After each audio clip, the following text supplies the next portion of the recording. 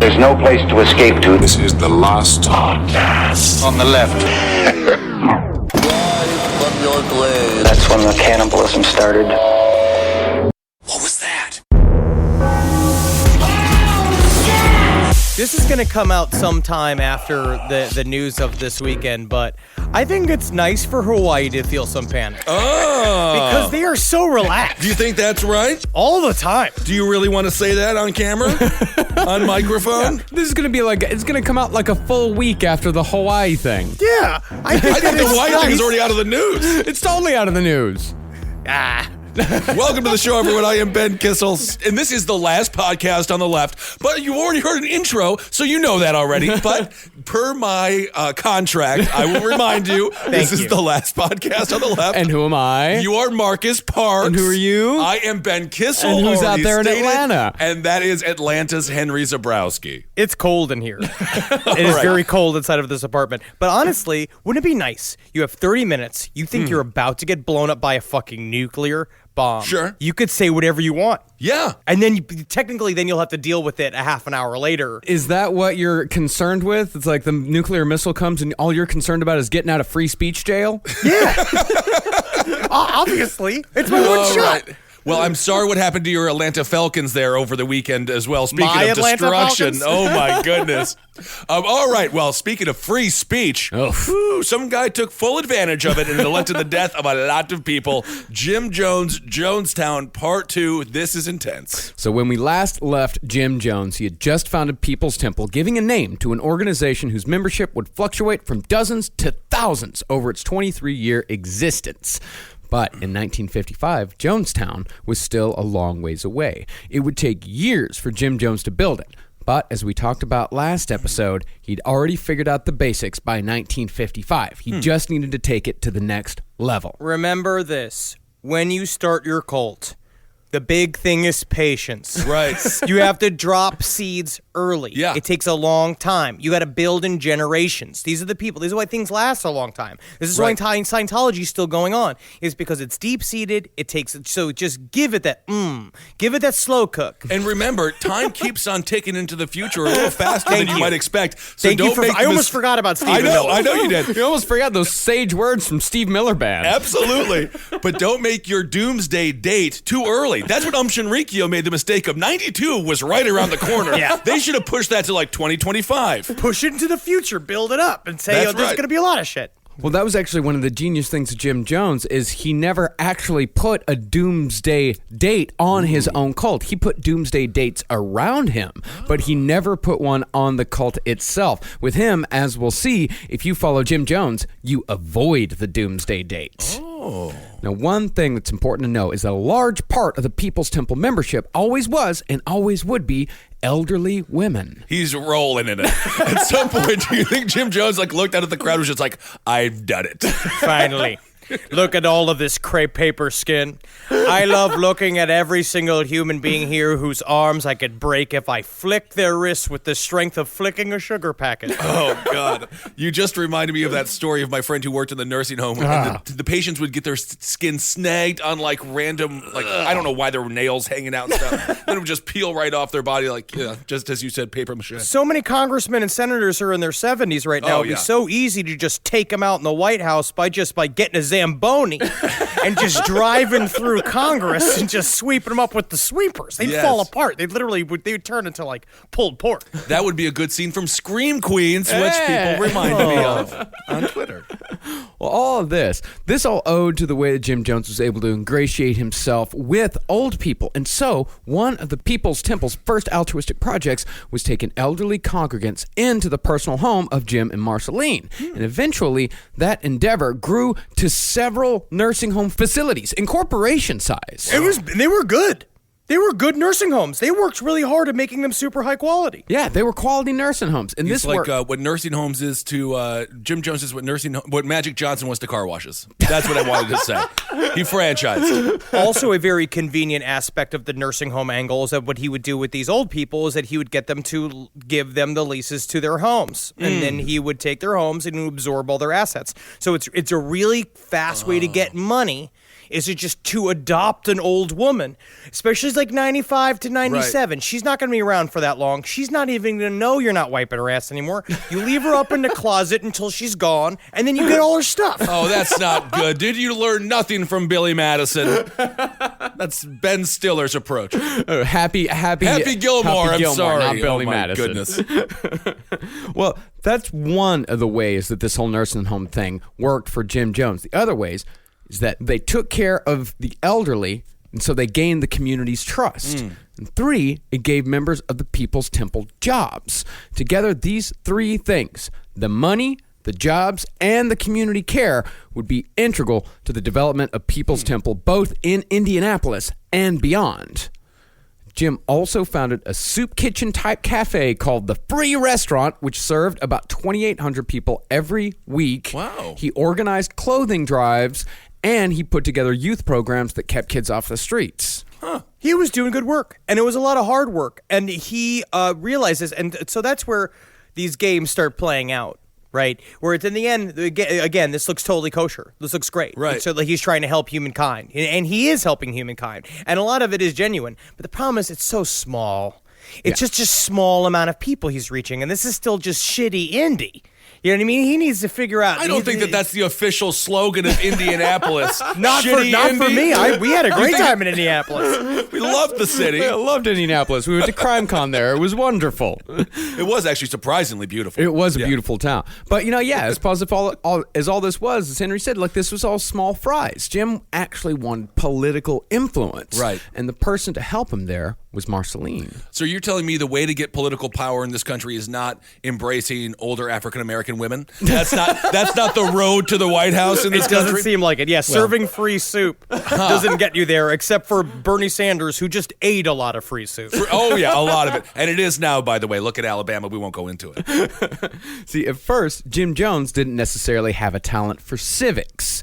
He was a little coarse. He didn't necessarily know how to move in those social circles. But luckily for him, his wife had grown up in a politically active family. That's right. She was sent as a scout to various civic meetings across Indianapolis, taking notes on policy, decorum, and who the local movers and shakers were. Well, I honestly believe that he specifically chose Marceline as his wife because of this fact. Right. That back in the day, it seemed more like, oh, they were in love. She was kind of the hot nurse. He was the fun nurse that made sponge basses fun.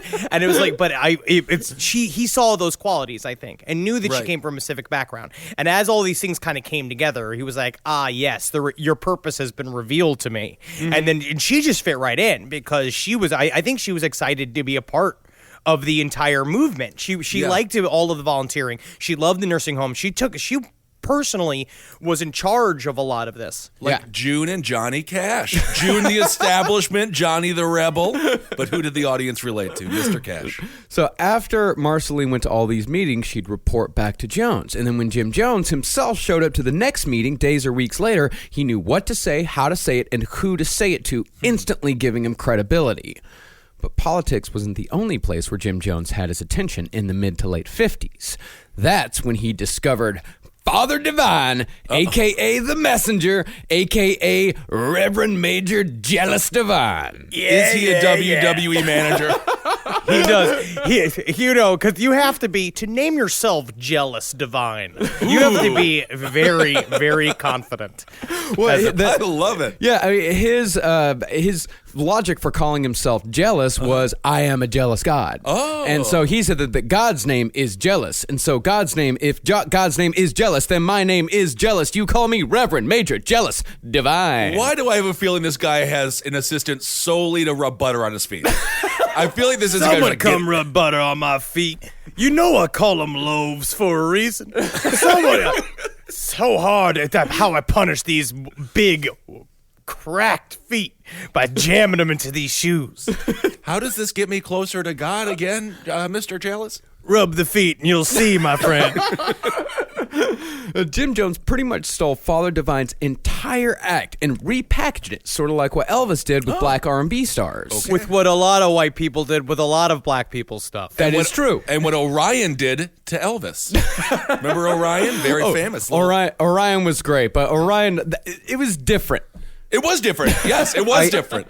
I really think it's true. where Jim Jones sort of was. I mean, Jim Jones obviously is the garage rock of cult leaders. He has taken all of these things. I Is would that a say bad that thing or a good thing? It's a good thing. For cult leaders, so it's a bad thing for the rest of us. But he was a guy that he invented a lot of the stuff that we're going to see became the trope of the cult leader. But what we're actually going to see is that most of those turns, the classic cult leader turns, he stole from Father Divine. Like Father Divine was doing this since the 20s, and he figured out a long time ago how to manipulate a group of people into doing things that they didn't want to do.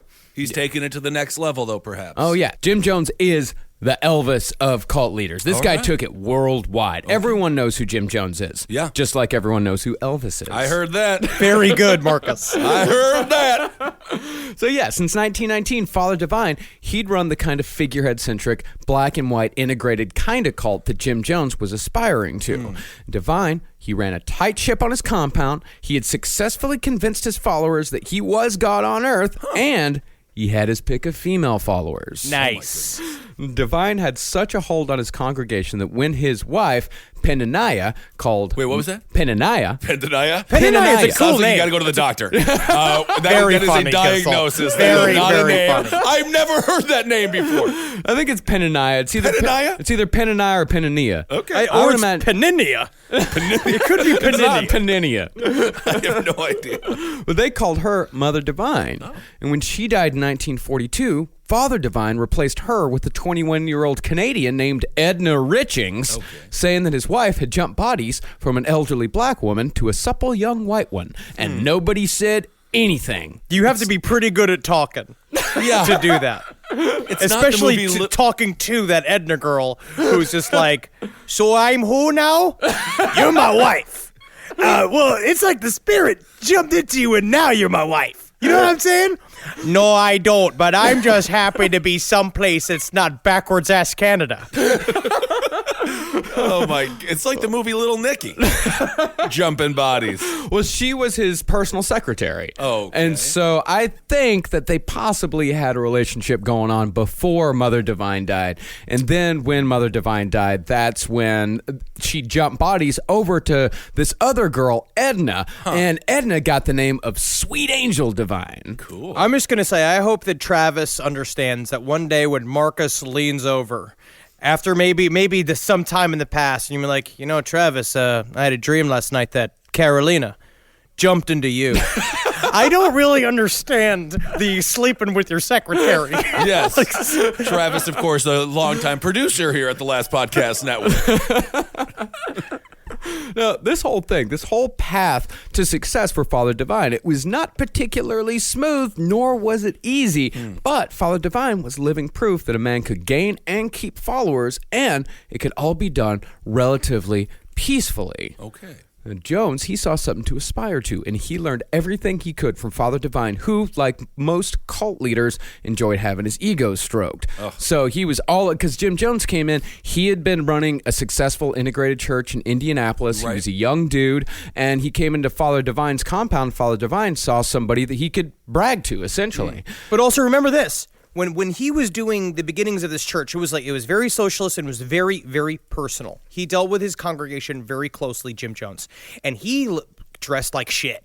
Like, he dressed like hand-me-down clothes. His furniture was filled with, his house was filled with rundown furniture everywhere. He walked the walk. And that's what he was basically saying, is that, like, we shirk all luxuries. Right. We live a life of service and chastity and a lack of money and all this stuff. But then he walks into Father Divine's mansion, where he's got full-on harem of women with their nipples visible, like full, like crazy. You might be adding a little bit here. Nipples, No, this is just true. maroon. Well, I don't know about the nipples, everywhere. but you know, You don't know about he can infer that there were nipples out. Okay. Nipples. And then you walk in the house, nice furniture. He's got like a chaise lounge. Like, he's got a full couch that's just for lying because you ate too much organ meat. And then, but this is true. Father Divine dressed in beautiful clothes, beautiful suits. And obviously Jim Jones walked in there and was like, oh man, I've really been fucking this up. Well, that's what I was thinking too. With we talk about ego, retirement homes, old folks homes, and soup kitchens. He's not like living the high life at all. No, not at all. Like he is living the true socialist ideal. Like he's walking the walk, like Henry said. But I think one of the most important things that Jim Jones learned from Father Divine was the skill of improvisation. Because the first thing that he sat down there and they said, zip. He's like, first thing I'm going to do is I'm going to zip. You say zap, I say zap. I do what now? It's called zip, zap, zap. We're going to take this. We're going to play the ball. We're going to form a ball of energy. I'm going to toss it to you, and you're going to pretend to catch it. But there's not going to be a real ball. No. It's improv. We're going to do a thing called Big Booty. We're all going to sing a song where everyone goes, big booty, big booty, big booty. A big booty. And then we all give each other numbers. This sounds stupid. Yeah, it's improv. Yeah. Yep, that's the thing with improv. Everything is imaginary, including the money in your bank account. It's not a way to make a living. It is not. It is a tool to use. So as I said, Father Divine's wife, Penaniah, had died of cancer back in the 40s. And this was despite Divine's promises to both her and his congregation that he was going to heal her of the cancer and everything was going to be fine. And this failure put into question whether or not Divine had any powers at all. Yeah. But when he found Edna, renamed her Sweet Angel Divine, he was able to say that Penaniah had just taken another form. So in essence, he had cured her because she wasn't really dead. All right. Excuse me, Mr. Father Divine. Now, much like Sweet Mother Divine, not to malign her at all, ugly as shit and old and fat and dumpy. So if I just... Close your eyes now. Close your eyes, Rogerette. Close your ears. If I just smother my wife to death in her sleep, I can just replace her with their younger one and just tell everyone that she's the younger one? Yes. That seems dangerous. Slippery slope. That's what I say. Well, in other words, what Jim Jones learned from Father Divine was sidestep and bullshit. And in these cults, people kind of have to just go with it. And I think that was also an Elvis song. Sidestep and bullshit. Pretty sure. Sounds more like a Wailing Jennings song. Yeah, that's true. So these people in these cults, they have to lie to themselves and say like, oh, of course, like that totally makes sense. How could I have ever doubted this guy? Because as we always say with cults, to question the leader is to question every decision you've made up to that point since joining up. Scientology being the obvious example of this. Right. Yeah, I mean, after Scientology specifically, because you put in $75,000, $100,000. So yeah, it's a horrible decision. It's always about money, and Jim Jones has already set the. What we're talking about, like even just joking around, is that he did plant the seed at the very beginning of doing the. Money's not important. Money's not important. Just give me your money. Right. Just give me your money. Money's not important. I must have it, though. Yeah, and that's an the interesting thing. Is that at first all that money did go back into the coffers. It did go back into these socialist principles. But as they started getting more and more money, and as they started really getting big, that money suddenly stopped going back into the socialist people's coffers. Like there was a ceiling on how much the people got. But I think when Jonestown finally went down, they found all of the different bank accounts that Jim Jones had been holding. I think it was somewhere around $10 million. Wow. That they had in their coffers. And still Flavorade. Still Flavorade. The Gatorade. Yep. But that's how. But think about this. That's what's his name? Who's the guy who looks like a big white testicle with the hair on top of it? The billionaire. Steve Forbes. Oh, Sheldon Adelson? Warren Buffett. All of them look exactly the same. But Warren Buffett gets the same breakfast sandwich every day for $2.49 from Hardee's. Yep. That's how billionaires keep their money. Just a common man like you and I. Well, as far as seeing people who had already said yes to the bullshit, Jim Jones saw that in Father Divine's people. And also in that, he saw a shortcut. He saw a very easy way to build his own congregation. See, Father Divine was getting on up in the years. So Jim's plan was to wait until Father Divine died, and when he did, he'd first convince Sweet Angel Divine that just like her, Father Divine had jumped bodies. Brilliant. But this time he jumped to Jim Jones. Look at that. That's Why easy. wouldn't you want to be inside of a stinky, creepy guy who runs soup kitchens? And he was going to do that, but unfortunately, he met the same fate as Jim Carrey did in Liar Liar, where he was that? cursed. Wasn't he cursed, or did he flip a coin? How did he get that curse? His son made a wish. birthday wish. That's what happened. Because that's what happens when your father isn't there. If you make a wish on a birthday candle, it comes true, but in reality, it doesn't. No, not once. That's the no.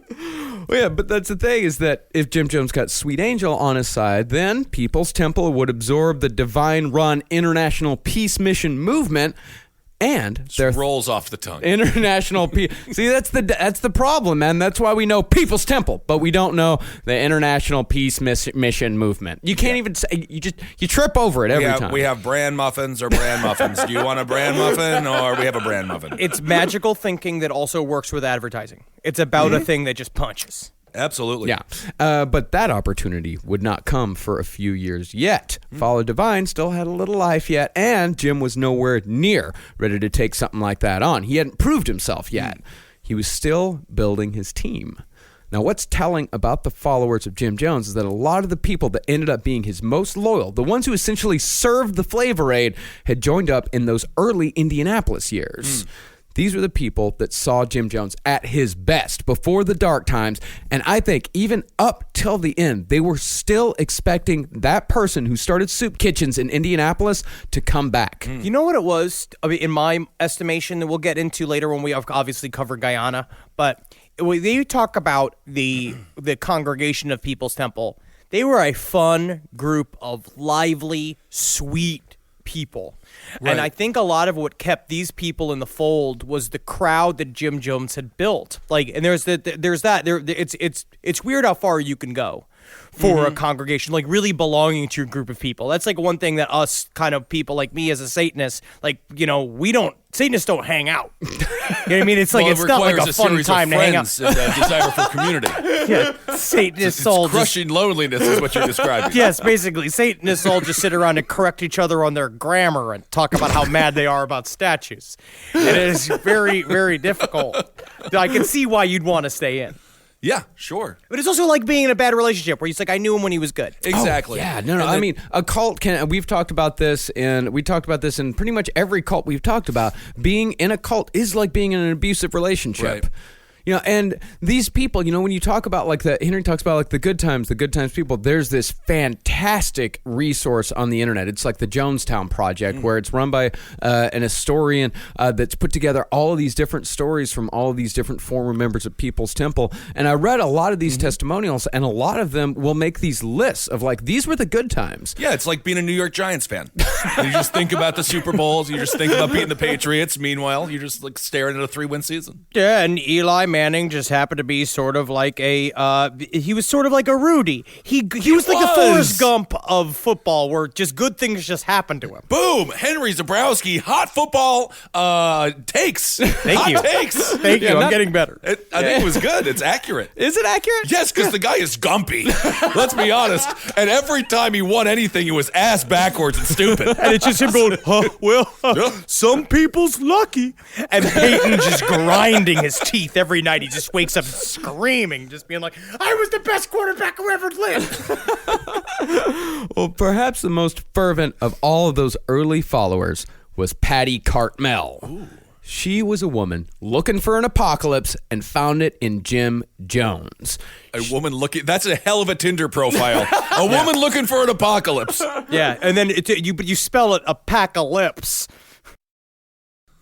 Oh. Well, what she would do is she would drag her family to revivals all around her area looking for that guy, that spiritual leader that was finally going to tell her what to do and was going to tell her how she could be saved. And then when she saw Jim Jones, that was it. All right. He was her guy. Such a strange thing to actively seek out, but I guess. Yeah. And this woman, she would be Jones's most devout follower. She would be unquestioning and obviously smitten with Jim Jones, even after Jim Jones later put her in charge of what he called his fuck schedule. Oh my god, what is that about? He said that she was too heavy for him to sleep with. She was a very large woman. He said that she was too heavy for him to sleep with, and he said, so instead of having sex with you, I'm going to give you even a better thing. You're going to be in charge of all the women I fuck. Well, how is that a better thing? She loved it. I gotta say, this guy had something going for him. The same as Guy Fieri. Watch Triple D, and when he interviews female cooks, they look at him. They look through his soul. They love Guy Fieri. It's the opposite. I feel like they're fine with it. They It's love more him. like, you know what surprised me was Guy's big project was him dealing with the new Food Network stars. He's very in control of what he does, and he gives very solid, constructive notes to those people. Yes, he does. Eat, Sleep, Barbecue. Pretty good show. While Jim was building his team, he also brought his mother along. She showed up and immediately got a job as a prison guard at the local women's prison. Wow. And over the years, she would talk to anyone who'd listen about the early days of Jimba.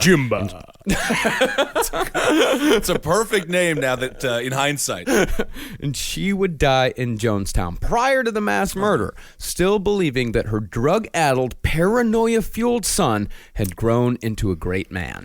Another good thing about the Road to Jonestown by Jeff Gwynne was the way they kind of explained how churches work. Like, the more learning about how congregations are made, where it's like, again, so we went from revivals or open mics to him having his own show at his own church. But then what you want to do is get that church affiliated to a bigger network of church, like joining a union, where essentially you want to be able to join a other network of churches that then you can say are also connected to your church so that you get more legitimacy and that you can become an official pastor. So that's what he did. He was on his way to being an official pastor, but he had to get a bachelor's degree. And the other thing is, they said, it's like your whole personal life is garbage. You need to figure out, you need a better image, because he was trying to join up to a higher network. And so he's like, fuck, I got to get my mom back into play. So he hadn't talked to his moms for years. And then she showed up and she's like, oh, you're a celebrity?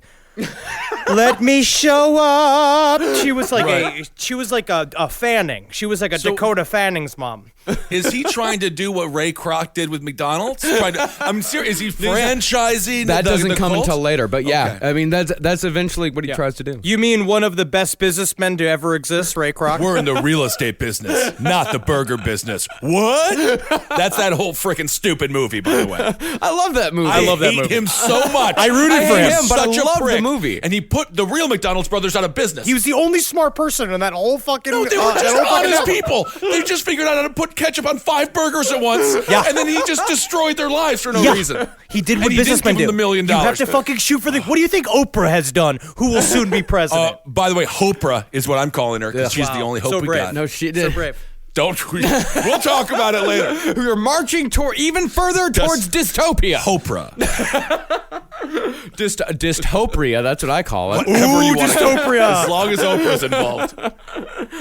Well, as far as joining up with the bigger church went, eventually he did get there. He joined up. I think they were called the First Disciples of Christ. Eventually he did join up with them. But even more than just legitimizing him in the eyes of his congregants, it also got him that ever-elusive tax-exempt status. Boom, boom. That's the crazy thing. Henry, you mentioned getting a bachelor degree. How does that, like, do you think that God, if you are going to be the spokesperson for him, is like, you have to get your education first? Do you think that he cares about the college, university system? He's not going to take an AA because anybody can get an AA. Half the people you see at a 7-Eleven have an AA. You know what I mean? I guess.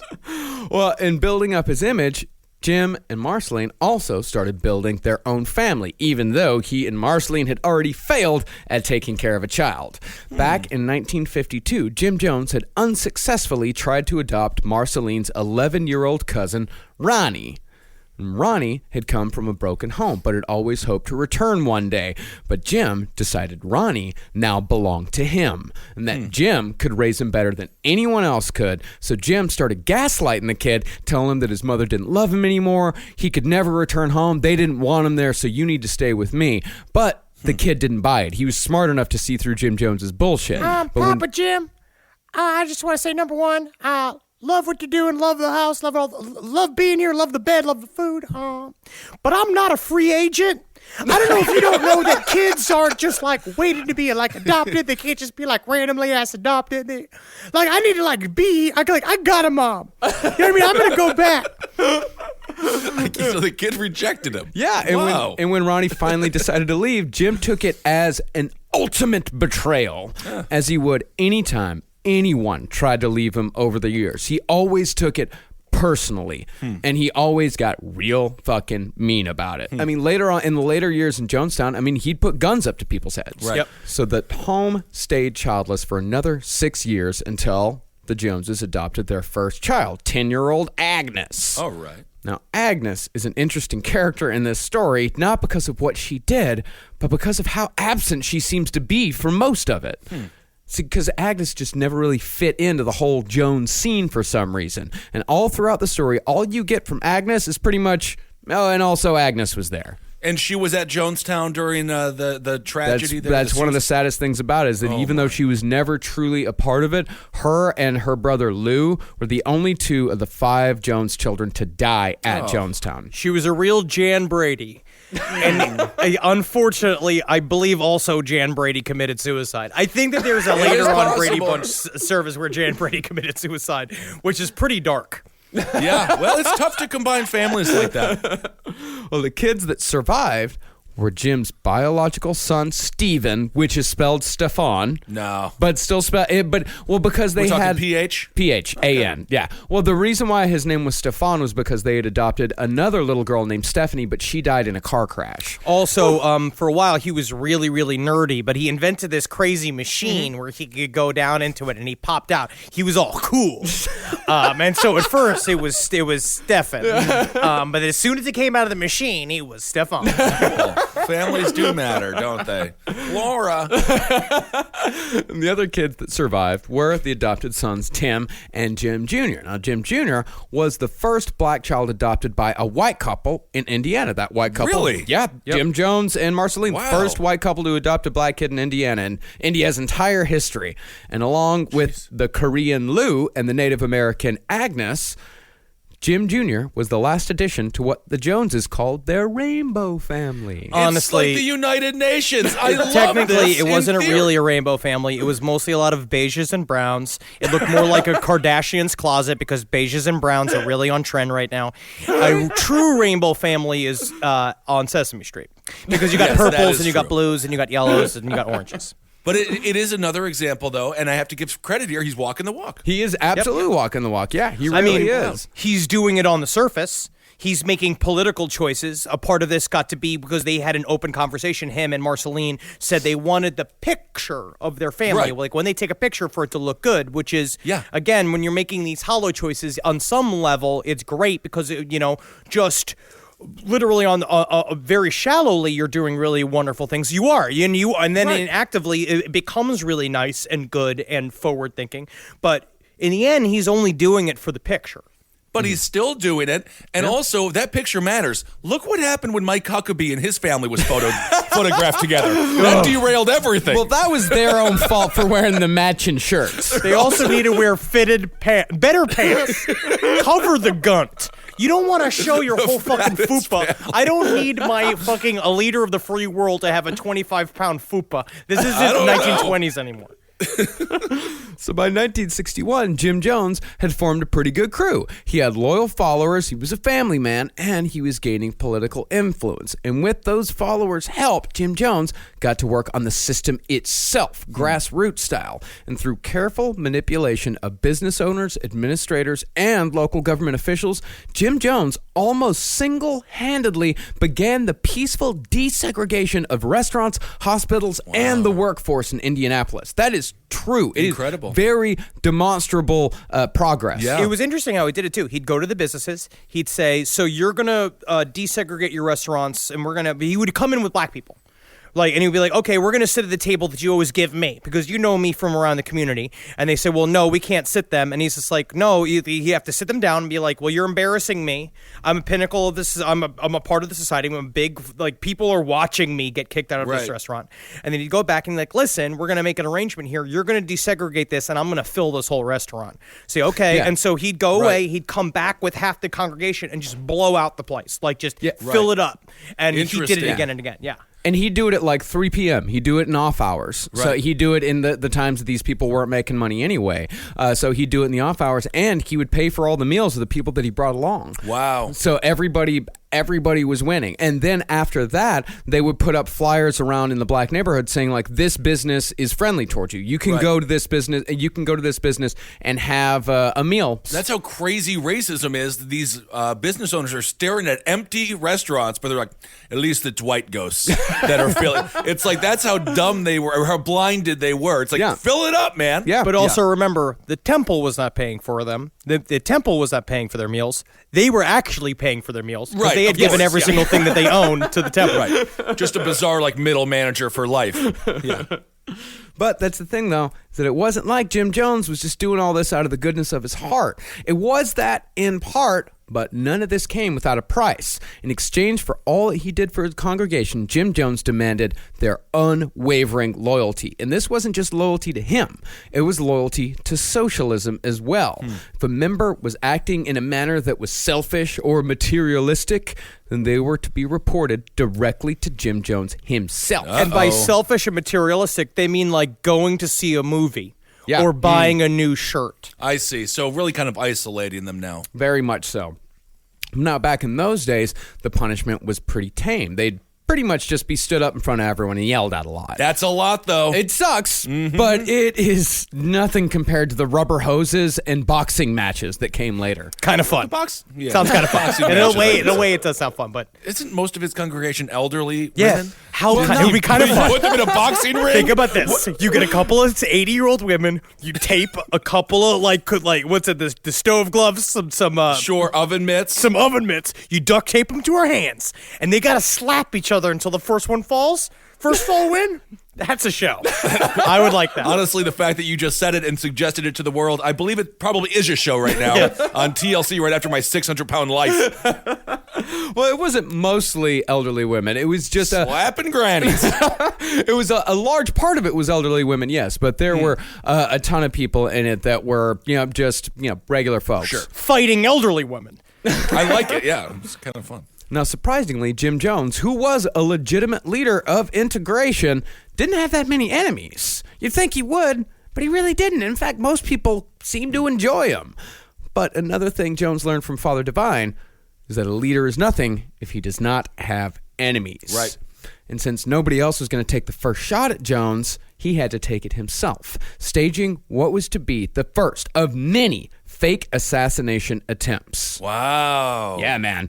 And this first one was pretty simple. From what it sounds like, he just walked out his front door, fired a bullet in one of the pillars on his front porch, and ran back into the house yelling that someone had taken a shot at him. God, I wish I could see the footage of that. God, what a great liar. Because you know what it's about that Right. lie, too, is that obviously it's a bad lie, but it's kind of fun that he just did it. And they probably watched him walk out of the house because it was filled with people. The house was both a nursing home and the house was filled with kids. He just walked out of it, shot the pillar, then ran inside. Just like, we're getting shot at. They're like, you have a gun on you. Oh, he put the gun in my hand. He must have been Nightcrawler.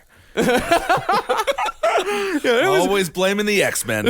And when the cop showed up, it was very obvious to them what he'd done. They're like, yeah, you just shot it, right? Like, but then when Jim went to church that Sunday, he had a new story to tell. He had a new urgency to the cause. He had a new enemy, a faceless enemy, and he had proof that God was protecting him. And twofold. Not only did a stranger try to shoot me, but also the cops didn't do anything about it. So now you have two new enemies that you could go blink, blink. He told his whole fucking act from Father Divine. I see. I can see why this is compelling. Yeah, and not only did the cops not do anything for me, but they didn't do anything for me, just like they never do anything for you. Right, Bam, right. bam, clickety clack, bringing it back around. Call back, learn how to do improv. This is technically him doing herald work. Right. Bring it back, circle it around. Well, Jim, at this time, also got a new enemy overseas, but this one was more of an all-encompassing, unstoppable monster. Who's Godzilla? What's going on? Russia! Russia? How are the Russians involved? No. This is the early 60s. Cold War's in full swing, my. man. And Jones, like a lot of Americans... I miss the Cold War. Good We're old about to get a days. new one. Don't worry, Kissel. It'll be fun. Hide under your desk when the bomb comes. That'll work. Oh, yeah. So have you guys had the conversation with your significant other, the planning conversation? No plans happening in my house. Whatever. As soon as anything looks unstable, rampage. Don't worry. Whatever is the rickety crate of bombs that they put on the raft that they push from North Korea towards LA, once it arrives to the beach, then I'll be upset. Then I'll be very scared. Well, Jim Jones, like a lot of Americans, got pretty obsessed with the possibility of nuclear war with the Ruskies. Oh, yeah. Pretty soon, word around People's Temple was they had to get out of Indy, and they needed to do it yesterday. I heard it was called Shitty Indy by somebody. Now, I agree with Jeff Gwynn in The Road to Jonestown when he says that Jones's fear of nuclear war was genuine. He was a naturally paranoid person, and this fed into that perfectly. Now, this wasn't like Charles Manson talking about helter-skelter and the race war and all that, so he could convince a bunch of young girls to move out to the desert and ride dune buggies with him all day because that was his best possible life. It was an incredible idea, and he fucked it up. He didn't do it right. It was all He it could have really been great. But this stuff, I mean, this is what InfoWars is based on. Yeah. This is why Alex Jones sells a tactical bath, which is evidently a weapons-grade bath soap that you can use. I tell you what, if tactical whatever bath. makes me look like him, I'm buying. I'm about to get that protein powder. Well, Jones wasn't bullshitting like Manson. His protein powder actually has semen-killing chemicals in it. They had to be recalled. The vitality pills on InfoWars, the ultimate irony is it kills you. That's Great, you can fucking, you don't have to have a child. Well, unlike Manson, who was lying about all this shit, Jones had a very real fear here. He said that he had a prophetic vision, which me and you would probably just call a nightmare, Right. that Indianapolis would be destroyed in a nuclear blast on an undetermined date at either 3:09 a.m. or 3:09 p.m. Oh. But he knew it was 3:09. Very good specifics. Yeah, very good specifics without being specific at all. Yeah. Now, because of this, Jim Jones started scouting new locations for People's Temple. And this is when he took his first trip to Guyana. And that's what I found out. It's actually pronounced Guyana, not you. Guyana. Yeah. Guyana. Guyana. The reason why he went to Guyana was because Guyana was going to be a socialist country. It was right down in South America, but the thing is that it was still new, it was unstable, so Jones decided that the time wasn't quite right for that. But he kept it in his thoughts. Okay. So Jim Jones was going to Guyana as far back as 1961. Scouting it out. Scouting it out. Live your dreams. Yeah, and Jim Jones was coming up empty with ideas, but luckily, he was an Esquire reader. Ooh, Esquire. And in 1962, they published an article that named 9 locations in the world that would most likely escape destruction or fallout in the event of a nuclear war. And even back in 1962, they still had Gerard Butler on the cover of Esquire magazine. He is the only person allowed on the cover of that magazine. Strange article. How to kill your followers. Esquire. Now, even though Eureka, California, which was on the list, was just a hop, skip, and a jump away, relatively speaking, Jim decided that he'd want to take his chances down in Brazil. Oh. And so he left the church in the care of his associate pastors and took his family to Belo Horizonte. It does sound like this. I'm not really sure. Every time I listen to like Portuguese stuff, it sounds so fun and fancy. Just like, hello, welcome to Brazil. But it's because it's a different thing than just normal Spanish. And I don't get it. Portuguese. It's like totally alien Spanish. It's Portuguese. It's a totally different language. I know, German, but it's just like German Spanish. is the weirdest sounding Russian. You know? I've always said that. I know enough Spanish to like I could read it and recognize it. I could hear some and understand it. But then with Portuguese, it's like I don't understand any of this. It's like it's like a Burger King menu in Brazil. Where you go down there and you're like, I know what these sandwiches look like, but none of them are spelled with this many U's and Z's at home. Yeah, I was on House Hunters International. It was Brazil. I'm intimidated. Yeah. I can't go. Everyone is so beautiful. Yeah. The beach. You gotta have a beach bod. We do not belong in Rio. We I are can not handle- built go, for but Rio. I can handle Brazil because I got a big butt. Yes, you have a big butt. But they would use you you have a for it. Texas-sized stomach. You're very My stomach's flat. no. It's getting there. It's getting there. All right. It would just be Kissel walking around because technically you have to wear a full white linen suit and a white fedora, and you'd be walking around pointing at other elderly, seemingly foreign men, some Central European men that would tip their hat to you, and you tip their hat back and be like, "Secret safe." Secret's safe with me. I won't tell anybody. Oh, I see. You're making a Nazi joke. Guten Morgen, meine Freunde. I get it. Took me a second, but I just figured, it's another one of those. Well, Jones figured that with as many poor people as Brazil had, he could pull off the same trick he'd done in Indianapolis. But when he got there, he found that the missionary business in Brazil had a bit of a glut. Yeah, that's like me. Like I'm starting to I did some cardio work on a trampoline, and then all of a sudden I'm like, I think I'm ready from top of the ceiling aerials. Like when you go down to Brazil, the poor community of Brazils are not the same as Indianapolis. Right. No, I would assume absolutely much more economic in need. Well, there's a lot more economic in need, but there's also so many fucking missionaries. It's like trying to move to LA to be an actor, but not knowing anybody in LA and also not being able to speak English. That's right. That's why I say if you're an actor, stay in Green Bay, Wisconsin. Stay there. Big fish, small pond. You could be the Music Man every year when they do the Music Man every single year. Well, yeah, I mean, there were too many people there. Jones couldn't get a foothold, and he didn't even speak Portuguese. Oh, well, yeah, there's no way. Yeah, you just know it's easy to speak Portuguese. You just put U's and Z's in normal Spanish. I think that's a Polish version of Portuguese, which isn't actually Portuguese. The only thing that Jones seemed to gain from his time in Brazil was a good yarn. What do you mean? A good story. He got one. He did.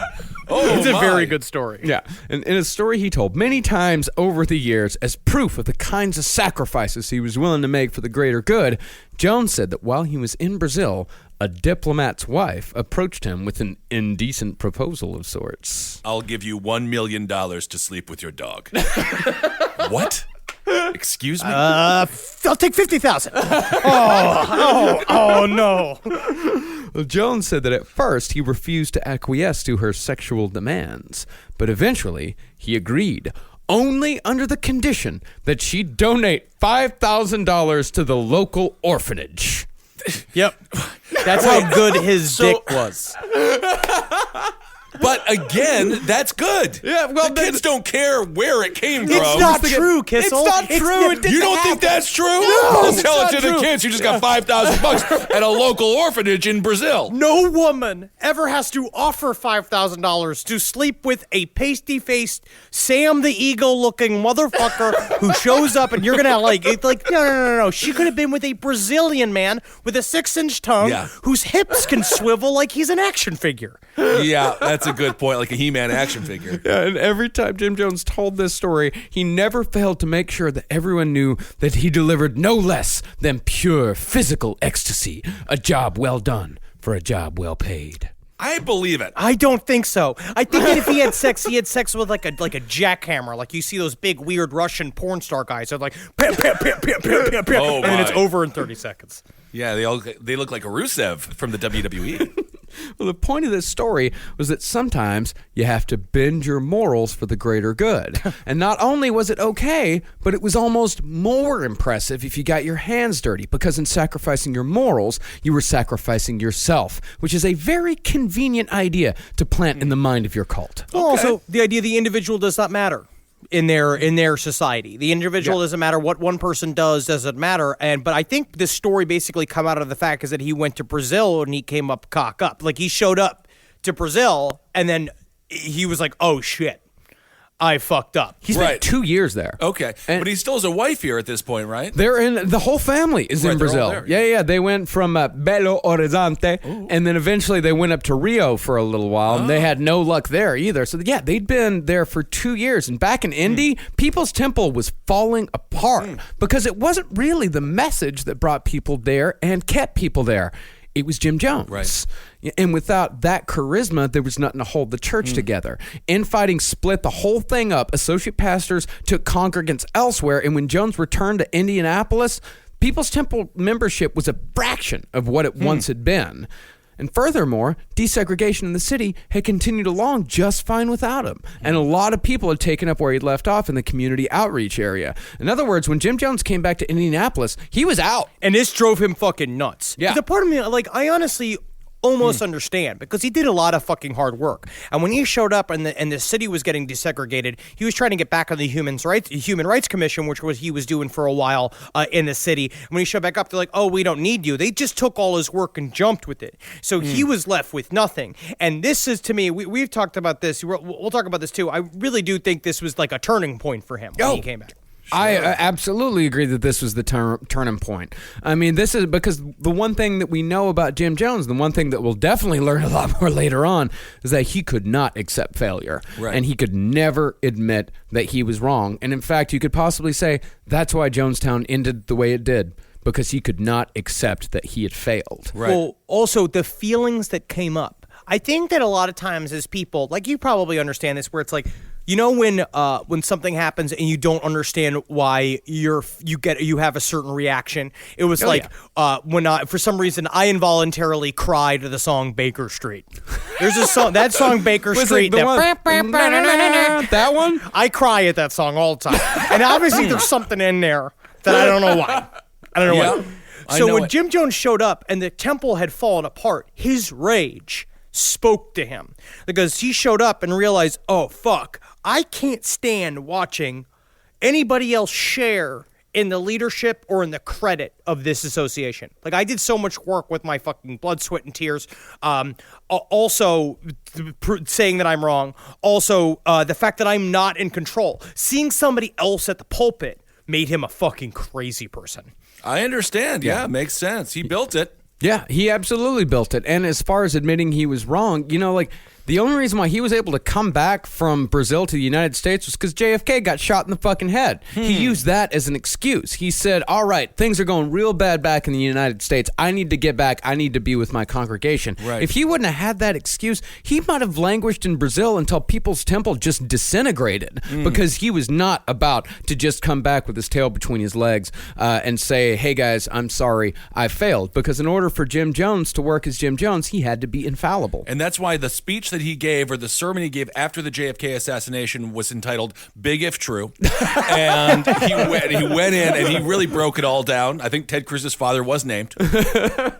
Yeah, I mean, Jim Jones here, he failed on a lot of different levels. He failed to build a community in Brazil. He failed to keep his congregation together back home.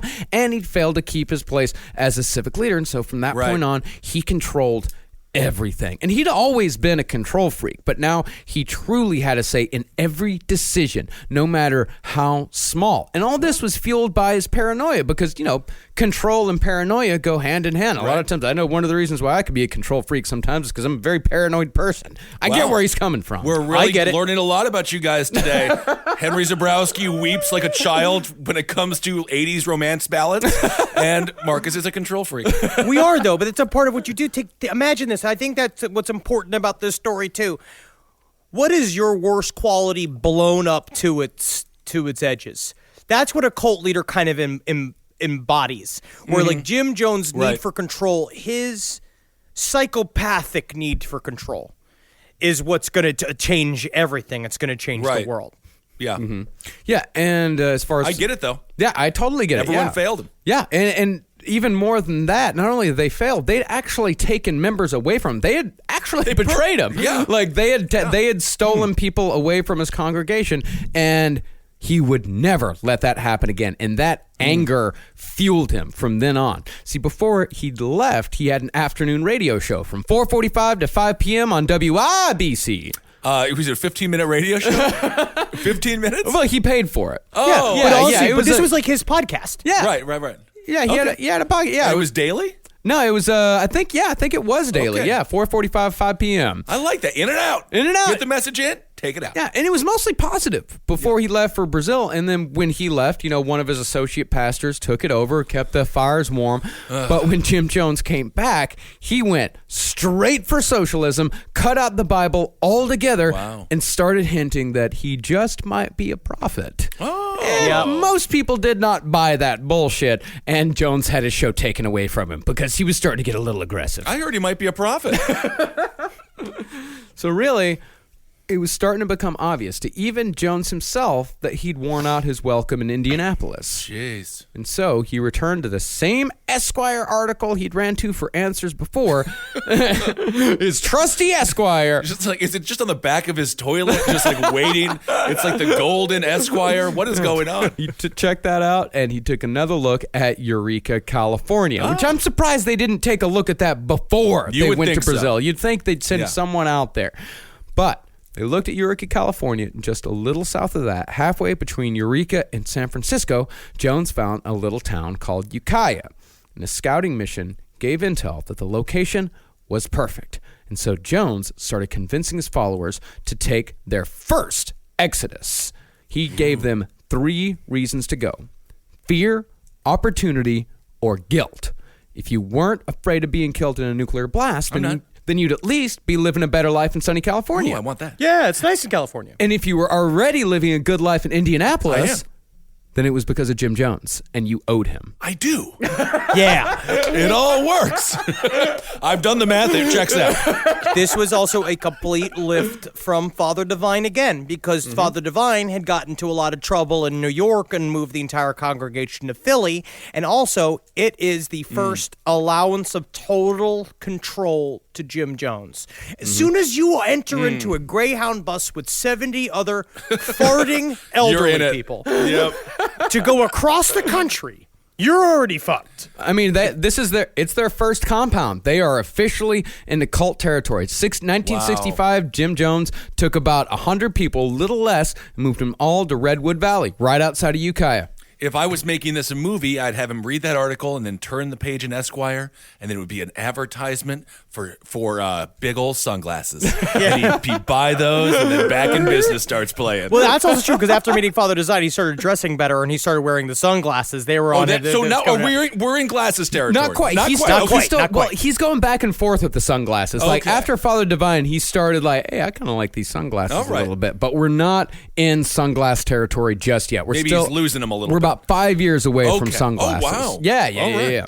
Well, the thing was about Ukiah is there wasn't really much for Jim Jones to actually do. See, with Indianapolis, he had a population in need. And for that matter, he had a population. Right. Ukiah had only about 15,000 people, and most of those people were white and wanted nothing to do with People's Temple, who at this time were mostly black. Well, it is very isolationist. Where they moved out was in the middle of the redwood forest. They Oh, went out okay. there and it's gorgeous. It's really Yeah, it nice, but sounds it's like it. fucking isolated. And these are also people. These are pro-Vietnam War people. This is a very deep Trump country in Northern California that they just roll in with these buses filled with black people, and they're like, "Whoa." Yeah, and these are also like black people that are looking for equal shake in the country, and all these people in Ukiah were all looking at them like and thinking like, oh well, black people who complain, they're just not grateful for what they got, Right, You know, right. and so they were not welcome in It's a Ukiah big Valley state, at all. California. It's not all L.A. Yeah, and Jones, he got a few more people to come along from Indianapolis by actually setting a date for nuclear destruction, July of 1967. Oh. But that only brought about 50 more people. And to keep them there, he doubled down on nuclear destruction.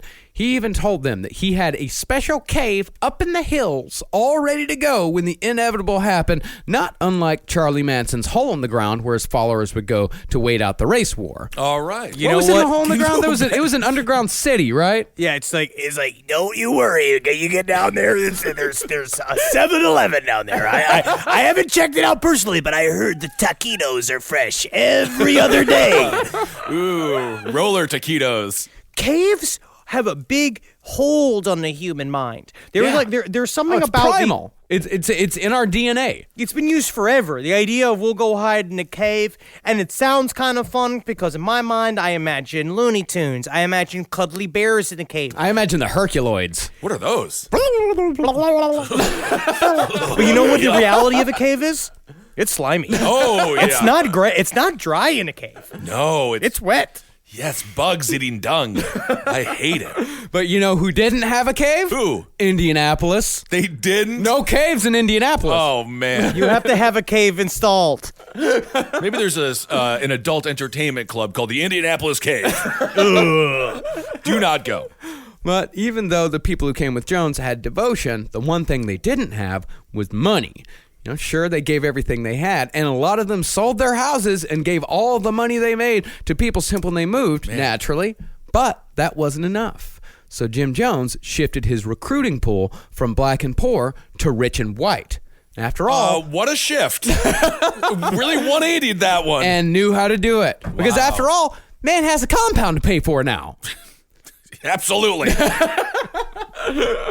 So Jones started recruiting those people who had become disillusioned with society, educated people who wanted something more fair and just. Sure. These were people who didn't really have problems, but they recognized that others did, and they wanted to help. Because none of these people were idiots. The black members needed help and they got it, and the white members wanted to help and they gave it. Right. And in the process, they became a truly integrated community, and for a time, they were happy. Oh, that's good. Well, because again, when they showed up, these were the fun times. Like the beginning, they kind of talk about this. Like people afterwards, members of the cult were saying, like, this was probably the happiest they were because it was this like it was really hand to mouth. Like they didn't have a lot to eat, and they were not the most physically comfortable, but everyone was kind of having a good time. Like they sang in a bus together across the fucking country. You have to really like a bunch of people. When we sit in a airplane going across the country, we sit silently in the seats, and just staring at our phones. You can look at people and be like, I think he's thinking about talking. And if he fucking opens his mouth on this damn plane, I will freak out. Yeah, that's true. Yeah, and it was also very small at this time. Like, this is before the scene got big. Oh, I see. Yeah, this is when it was cool. This is when it was cool. Well, the thing is about these members is that everyone who came in was carefully screened. They didn't just let anybody in. Yeah. Extreme vetting, huh? Extreme vetting. But like what would happen is prospective members would be invited to a function and would be kindly interrogated without these people even really knowing what was happening. This one guy said that he was like, it's always, they get taken to a second location where he would meet up with one of these people at with People's Temple at like a service or something like that and be like, hey, we're going to go to this sock hop that we're chaperoning. It's like a teenage, dance party. So why don't you come along with us? Just hang out. Like, oh, okay, cool. I'll go and hang out. And then they go and hang out there and they talk to him a little bit further. And then if they pass the test, if they gave Jim Jones the okay, then Jones would swoop in and scoop him up with a highly connective personal conversation. It's like how people talk about with like Bill Clinton. Like as Bill Clinton, they say he can talk to you in a room full of people and make you feel like y'all are the only two people on the face of the planet. Jim Jones was exactly like that. Also,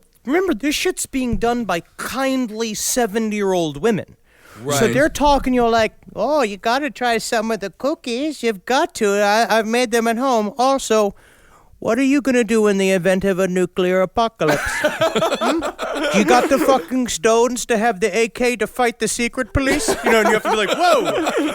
I like that they sort of transitioned to Dr. Evil at some point in the conversation of giving cookies to the nuclear apocalypse. Yeah, I mean, it was older people as well, but, it was also like a lot of young people. Right. Like these were all like college-age people. These were people in their like 20s and 30s, and this was like the mid-60s. So a lot of people, they're doing that whole like back to the country type of thing. It's like, we're getting out of the cities. The cities are corrupt. They're full of racism and crime, and there's so much injustice there. We got to get back to the country, and we got to get back. We got to start over, essentially. And that's what Jim Jones offered a lot of these young people. And he had to do it. They did have to start over. Yeah, Or and Jim Jones, he was very smart about who he let in. People had to have the right attitude, but that's not to say they didn't let in people who could be considered undesirable, because they actually needed those people too. They took in drug addicts, troubled teens, criminals. They helped them clean up their act, and they turned their life around for them. And Jim Jones used those types of people to his advantage, because those people felt like they owed Jim Jones their lives, because in a way they did.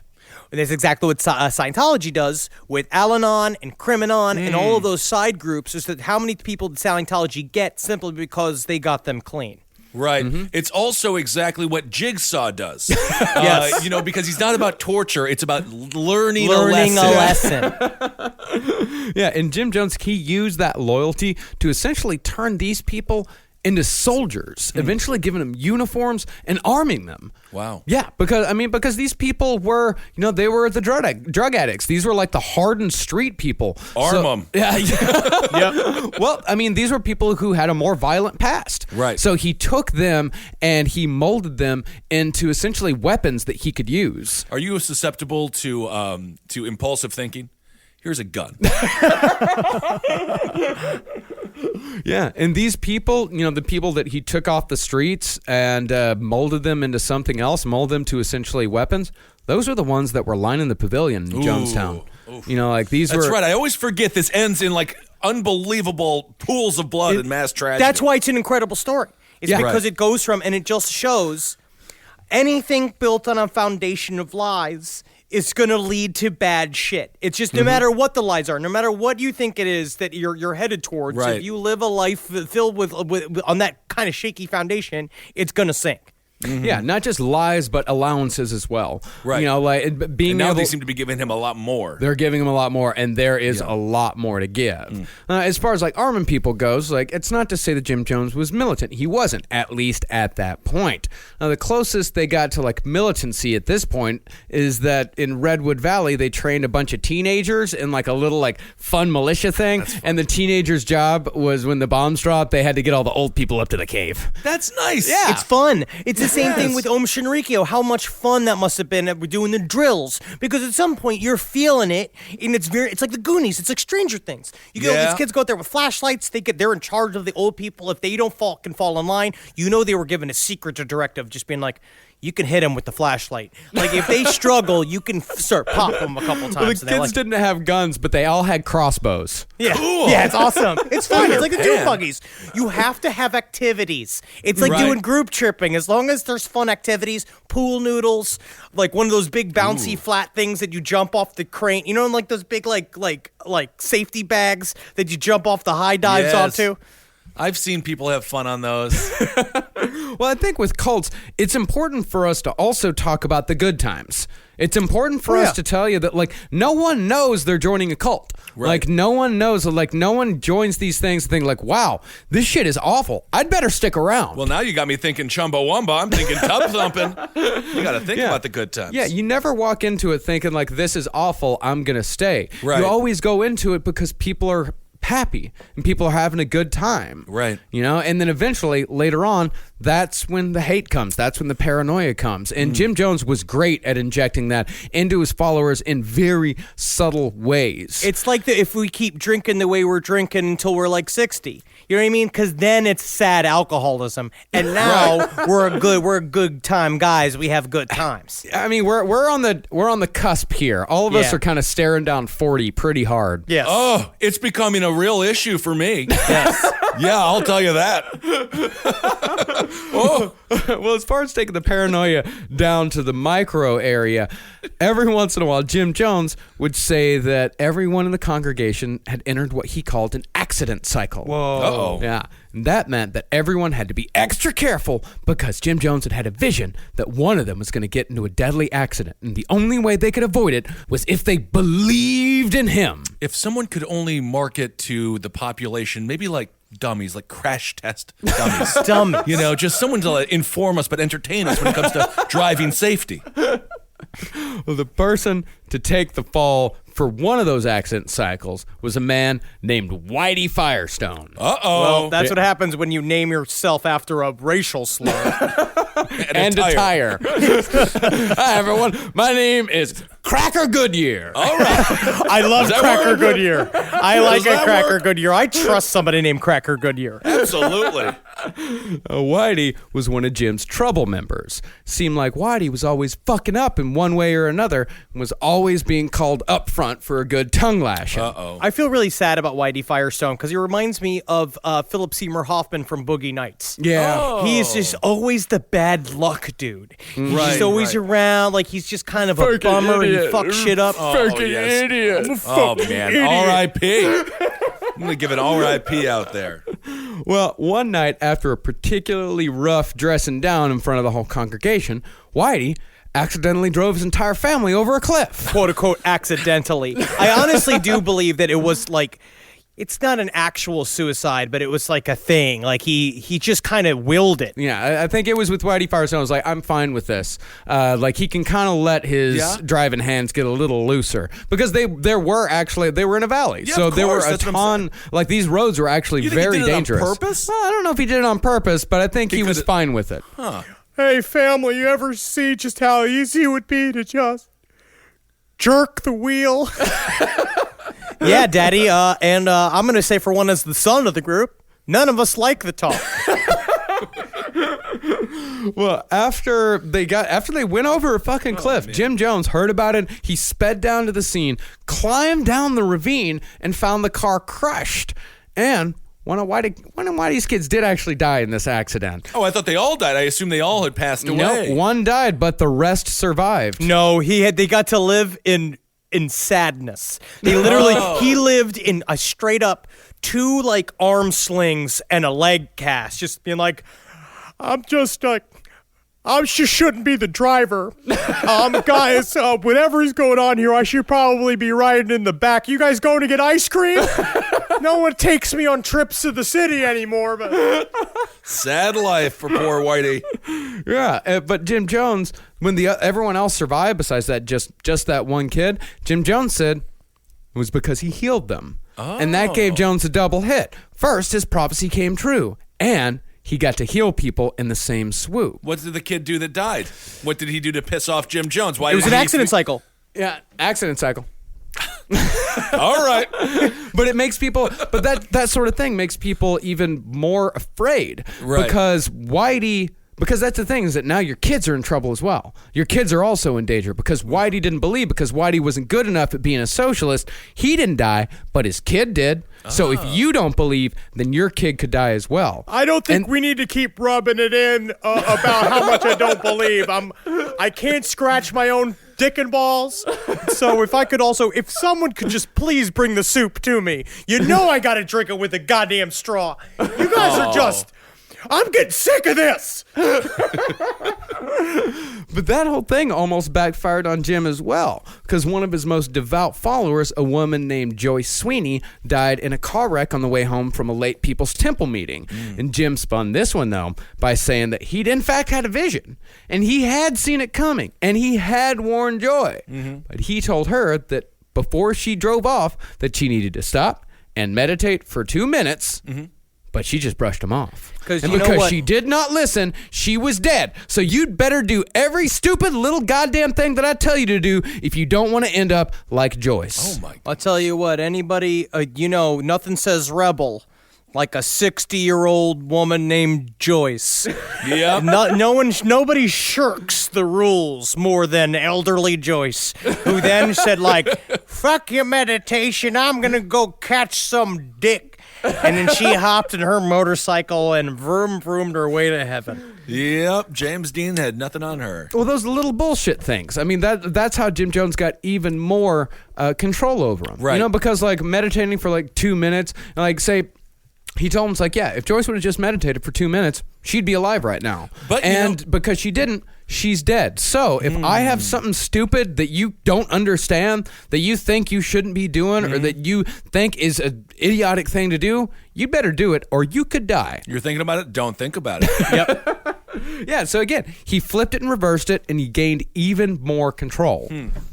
But actually, for the most part, all the supernatural stuff at this time in Redwood Valley was taking a back seat. Since the recruitment was focused almost solely on disaffected whites, socialism and equality took the lead. Okay. But that's not to say all that supernatural shit disappeared altogether. One of the things that seemed to be an almost universal opinion among former People's Temple members was that Jim Jones was anything you wanted him to be. Okay. I mean, even Jim Jones himself said that. What if I want him to be a gremlin and I feed him after midnight? It would be cute. That would be cute to do, but it's not going to physically happen, Kissel. Is there anything else you want him to be? Ooh, no, just a gremlin. Yeah, it's just, you have to have more imagination. You have to have more imagination. Oh, Yeah. Well, critter ball. well, if you wanted Jim Jones to be a socialist leader, you got it. If you wanted a supernatural daddy, you got it. Don't Nixon this whole thing. God, Daddy is the Daddy. Oh, I hate it. Oh, Jim Jones, you're my daddy. Oh, I'm gonna vomit. When they got to Jonestown, they called him Dad. They did, Yeah, huh? And father. They with called all- him father. Formally, they called him father, but comfortably, they called him daddy. Well, I see. if you listen to the death tape, I mean, a couple of people, because they go up and they give these testimonies Yeah, of yeah, yeah, actually. why they should die, and they refer to Jim Jones. They casually refer to him as Dad. Like, Yeah. I followed Dad down here. But, and speaking of that, if you wanted God himself from Jim Jones, you got that too. And you know who said the same shit was Charles Manson. Yeah. If you look up at me, you see God. You look down at me, you see the devil. You look straight at me, you see yourself. They understand what they do. And later on, his sermons are going to get so rambly because there was thousands of people in the congregation, and he's just saying like a paragraph for each person that's there for a different reason. And so people just don't remember the shit that didn't pertain to them. They just remember the stuff that they agreed with. So he's got a whole quilt work going on here. Different needs for different people, and he addresses them. Yeah, a huge quilt work, and it doesn't matter what contradictions he has. I have to say, though, I don't think anyone referred to Charles Manson as daddy, because that is, he does not exemplify fatherhood. He's not a paternal figure in any way whatsoever. No. He probably even went, ew, ew, don't call me dad, ugh, ew. Well, in this way, like Jim Jones is a politician, Right. and that he can contradict himself so many different times. Yeah, like a liar. Or like all politicians are professional liars. Yeah, exactly. Like he can sit there and contradict himself, but as soon as the follower, the person that believes in him, the person that follows him, as soon as he talks to them, as soon as he talks about their problems, what they believe in, Right. Then they forget about everything else. They don't think about the contradictions at all. All they think about is that he's got my back. And I will put this as Kissel, and I'll put it to you, on the politicians as liar scale, I'd give you a solid, like, you did good. I'd give you 7.5. Yeah, You never said that's anything why I only got 6,000 votes. Yep. That's the ultimate irony. But that's the thing. Once you understand people they need their own interest addressed, and at the end of the day, we are all in it for our own best interest, a base human quality. That's what you play on. So once you understand that, you can really do anything. And there's another side to that. The other side to that is that all of these people that were in that room, even though they may have been there for different reasons, they all had the same enemy. They all had one person. They all had one cause to fight against. Well, it's actually a few different things, but you can roll that entire ball into one word. The system. Because he railed against the CIA, the FBI, the government, racists, bigots. All of this was the system. Right. Yeah. And all of that could also be balled up in one other word, Satan. That Satan was the system. The system was Satan. So that's always how he maligning him, always attacking him. He never gets to tell his side of the fucking story. And again, if he's bad to them, he can't be all that bad, really. You know what I mean? I don't like it. I hear he's part of the system. Oh, he is not. Ooh, I'm gonna put up a statue. Well, that's how. Yeah. Well, he could also bring in both sides by saying Satan. Is that if he said Satan, then he brought in the Bible thumpers. Right. But he could also bring in everyone else that wasn't religious. Bring them in by saying yes, it is Satan, and then turn around to them on the other side of his face and say I'm talking about Satan. It's just like a metaphor, right? Right. And then you turn over the Bible thumpers and say the Satan of the Bible, and then turn back. It was the exact same thing, but he was just saying it in two different ways, and everyone was buying it. He's the mayor from A Christmas Nightmare Before Christmas. Yes, Nightmare Before Christmas. The mayor from Nightmare Before Christmas. Great character. But even though all this was going on, People's Temple struggled in stagnation for about 3 years. Small growth was happening, but it was very slow going. It wasn't until another assassination happened that Jones saw another opportunity. Because this man knew how to take advantage of a situation. So about 2 weeks after Martin Luther King Jr. was assassinated, Yes. one of San Francisco's biggest black churches held a memorial service open to the public. Jones caught wind and brought damn near his whole congregation in a caravan of busted up cars and vans. He knew his people really, really well. And because he had such an intimate relationship with them, and he knew that, number one, they would love this, and it was a part of the community. And I actually think it was twofold, is that he knew that it would help him down the road, and it also was a thing that he wanted to be in the center of. It was a huge thing. He wanted to be in the pictures at a massive memorial for Martin Luther King. I was thinking also maybe Bobby Kennedy, but I guess it was MLK. Huh? Bobby Kennedy was a whole different thing for them. And that plays perfectly into what you're talking about with the system, because the rumors of Hoover's FBI being involved, the CIA killing him, that started right away. Yeah, Look, absolutely. COINTELPRO was real. Yeah. Then all Yeah. that got stuff's vindicated in the end. Yeah. And the people of People's Temple were genuinely compassionate. They were genuinely moved and saddened by the death of Martin Luther King Jr. They skewed a lot heavier towards the white side. So when they showed up at this service, they stood out, but they were also genuine. And they were compassionate, and they were welcomed as brothers and sisters in God.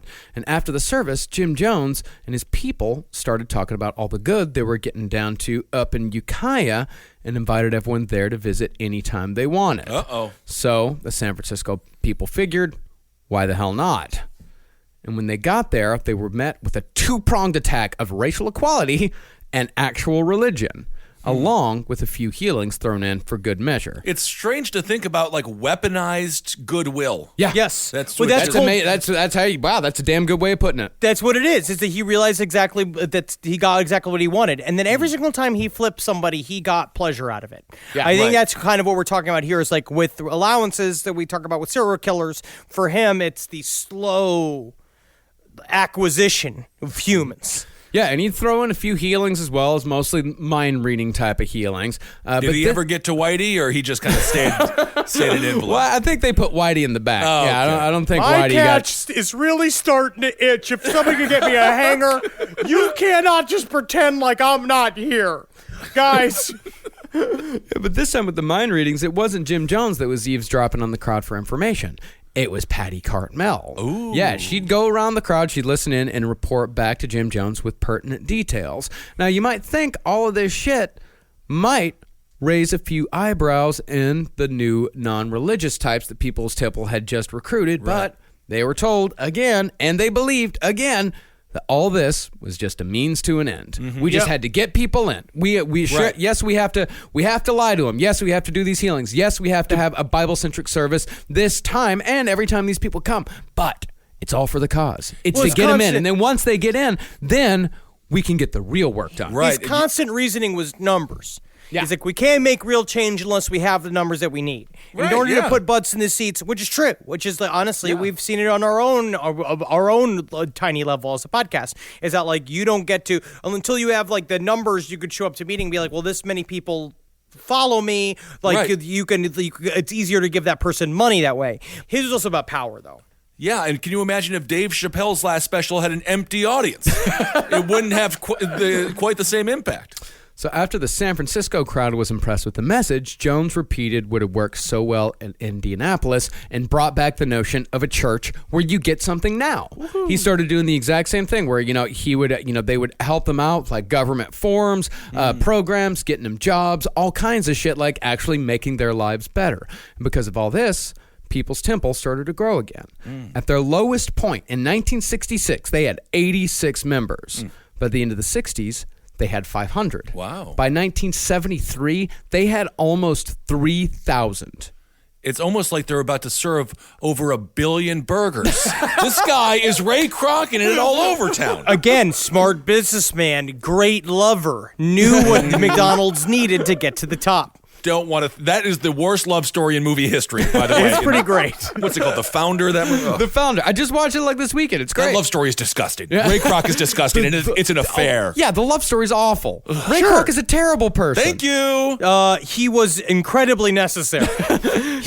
Those guys would have been nothing without him. They didn't know. They were squandering everything. The only good thing about Ray Kroc and McDonald's is it is slowly killing our president. Right. And I don't know if I can legally say that, but that is the long game for Ray Kroc. Oh, come on. Ray Kroc, and this man is responsible for the way the world is. I know, it's horrible. It's awful. The world's horrible. I know, that's what I'm saying. Ray Kroc, I'm talking to Henry here. Ray Kroc is not a good man. Ray Kroc is the fucking Henry devil. loves him, Marcus. He's very important. I see what he says as he did his job. He was around all these people that were pathetic. They didn't know how to make their business good. He went in there, and they should be thankful for the money that they got. And this is what Jim Jones told his followers as well. Be thankful for what you got. They were hardworking, honest Americans. Honest Americans. They didn't have the guts to take it to the top.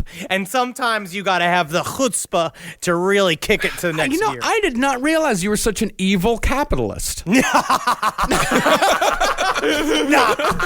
now I kind of like it. Ding, ding, ding, ding, ding. So it's the coins falling out of my shirt. Well, those members, when they were first starting to build up their membership, those people were hard fought. Now, once People's Temple had decided you were right for them, once they had chosen you, they would do everything they could to get you and keep you. There was this one girl, she told this story of how she'd arrived at People's Temple after escaping from an abusive home, and she'd been taken in by a couple. Now, she said she was grateful, but she wasn't sure that she'd stick around just yet. And she'd written letters to her family, but she hadn't gotten any replies, so she started drifting towards Jim. And one night, he cornered her and told her personal information that she hadn't even told her host. So as far as she was concerned, Jim Jones was a mind reader. And, these people were very kind. They had taken her in. So she joined People's Temple. It was only later that she found out that her host family had been stealing her mail, reading it, and passing along the information to Jim Jones. Talk about the system. It's like the movie The Visit. It's like one of those things you meet with. It's like all of these super cute old people, and they're just stealing your fucking mail. Because that was what she was saying. She was sitting in there, and she thought that her family had left her. Basically, what Jim Jones did is what he couldn't do with Ronnie, where he just cut her off and made sure that she couldn't get any word from her parents. So she thought that she was just sent adrift, but she was getting letters and sending them back and forth, and they just kept it away from her. Oh, that's very sad. Yeah, and Jim had a name for this, for doing shit like this. He called it situational ethics. I honestly think, Kissel, you said the same thing to me about 4:30 in the morning in a hotel somewhere in the middle of this country.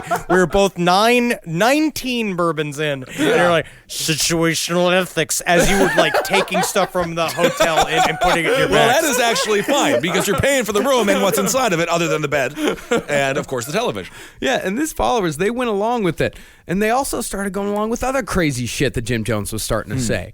In 1968, he started claiming that in past lives, he'd been Buddha, Jesus, Gandhi, and somehow both Lenin and Marx. Oh. Well, it's because he's working on the Scientology timelines where you could be two people at once. Okay. Yeah, and these sermons, which People's Temple, by the way, they didn't call their sermons or services or anything like that. They called them meetings. Okay. And these meetings would go on forever. And most of the time, the doors would be locked, so nobody could take any sort of bathroom breaks.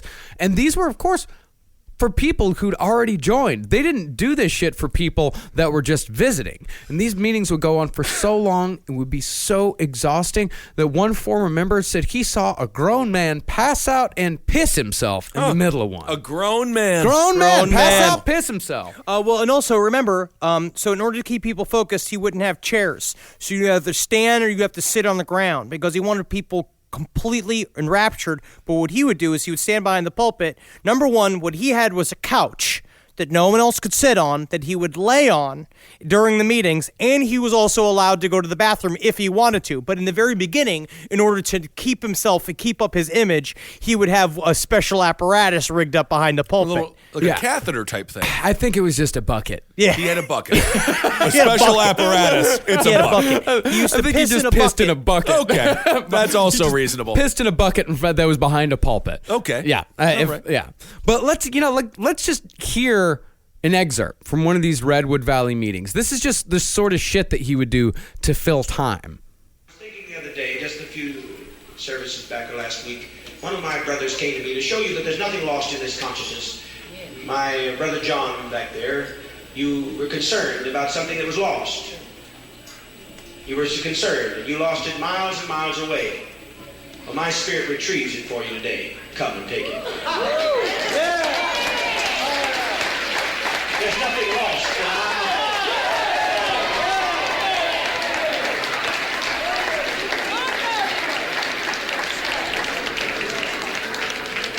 I just wanted to, every now and then to show you that it can be done. Here it is. No one else was with you, and yet I know where you lost it, and I retrieve it.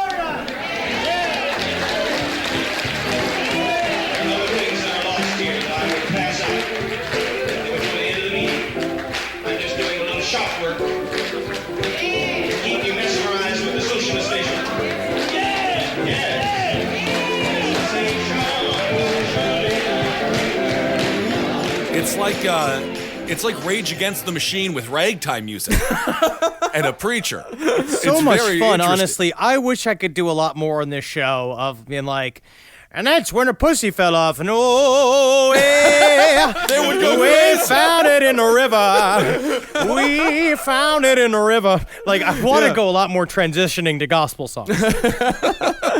Yeah, and that What whole was he even talking? I mean, I heard socialism in there. You know, social. I mean, so if that didn't read it all, then what he was doing is that he was just talking about how one of his members had lost something, and he found it. He found it. He found it, and Okay. he's like, and here it is, and it was like a card or something like that. And then the person came up and got it from him, and he was like, "Yeah, I've got a whole lot of things that I found. I just found that. I just found it, and I gave it to him. I got a whole lot of other things that I found, but I'll give it to you after the service. But until then, I just mesmerizing you with socialism. Oh, Lord, we gotta go." Because you jump right So into this small little miracle, for them quotations, miracle, is just as big as anything else. Yeah. I tell you what, if that's a miracle, Natalie does like 5 miracles a day for me. I've slowly slid into the father's disease, every dad's disease, where it's just been like, where are my keys? Where is my bullshit? She just finds them. Don't tell Henry that father's disease is alcoholism. Alcoholism. Oh, God. Don't tell him that he's not a father just because he has a dog. I am a That's daddy. up for debate. I am a daddy. She needs me. Well, Jim Jones also started giving bizarre orders. He'd order people to drink a glass of warm water mixed with vinegar every morning.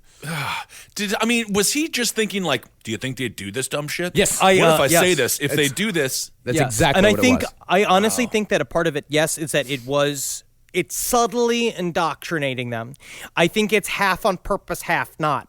But I think every single time he did it, boop, the penis would shift. Every single time somebody would do something completely against their will, he would love it, even if it's something dumb. Yeah. Right. And this is just tests to see Right. how what they would do, how far they would go. And it started off really small, like shit like that, like warm water and vinegar. It's like, oh, you did that? Great. In 1969, he started taking it further.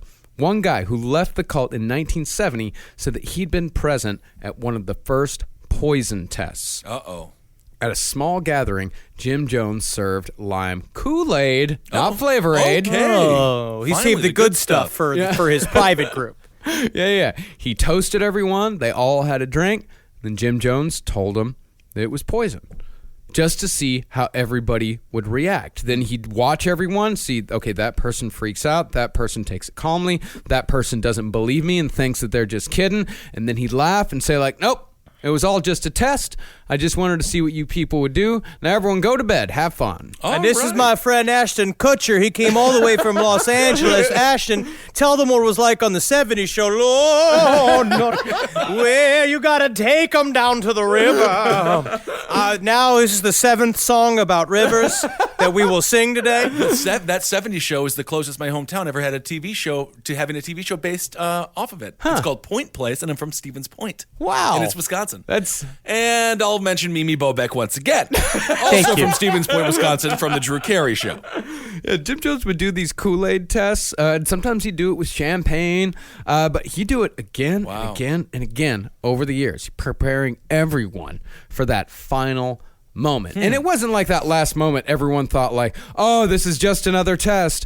No, they knew it was real. Right. Like they looked around. They saw everyone dying. I mean, because there was a long line. Well, they saw by then all things these had kids gotten really dying. serious. By then they'd already fired weapons. We'll get to that. By then they've already been militarized, and Jonestown was pretty intense. Oh, yeah. They Brutal. knew it wasn't. They knew it was real that time, but by that time they'd gotten used to the idea. Right. They'd So he's grooming them here. He's grooming them. He'd been doing that for almost 10 years by the time Guyana came.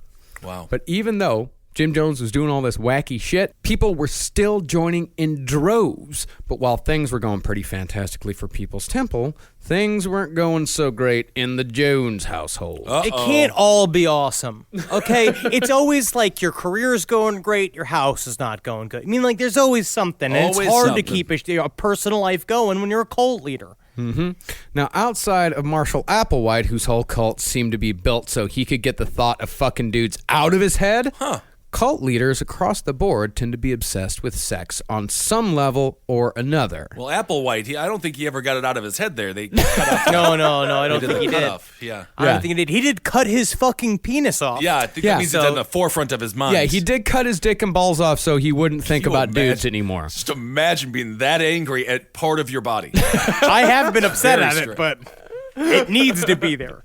I have to have it. It's the only thing I can trust. Well, for some cults, like Children of God, sex was the whole point. Yeah, they were gross. Yeah, good, Kissel. You're right. They were gross. Oh, how icky it was. It definitely was super icky, sticky over there. Henry. I'm sorry I don't have a callous soul like you do. I'll still say it was gross. Yeah, everything centered around sex to a disgusting degree, and all the members took part, again, to a disgusting degree.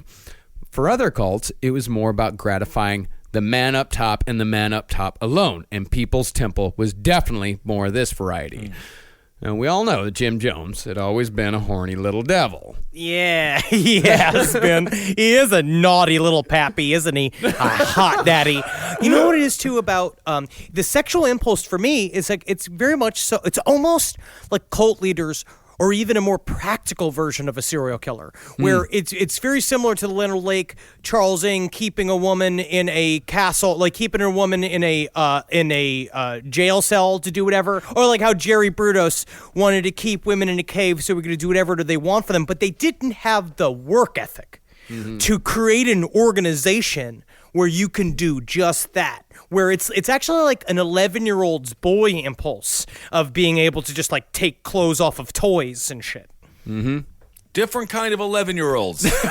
You didn't do that? I'm Teenage Mutant Ninja Turtles. I put clothes on them, weapons. But you didn't. So you didn't have pro wrestlers. Yeah, but you never had any girls around, so you didn't have any Barbies around. No, we had some Barbies around. So you never stripped the clothes off the Barbies and kissed we the didn't breasts. have that many Barbies around. No, I guess there wasn't a lot of girls. We did have a missionary couple stay with us. They had a daughter.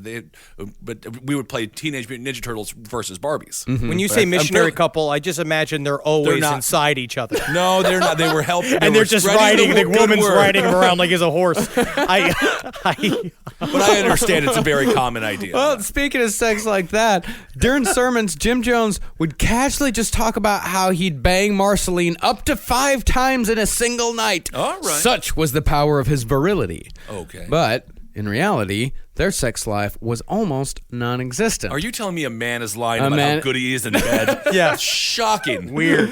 See, Marceline, through no fault of her own, had a bad back, which, by the late 60s, had made sex impossible. And that's when Jim Jones took a preacher's daughter named Carolyn Layton as his lover, who was described in The Road to Jonestown as having had a, quote, grim Pentecostal essence. Yes.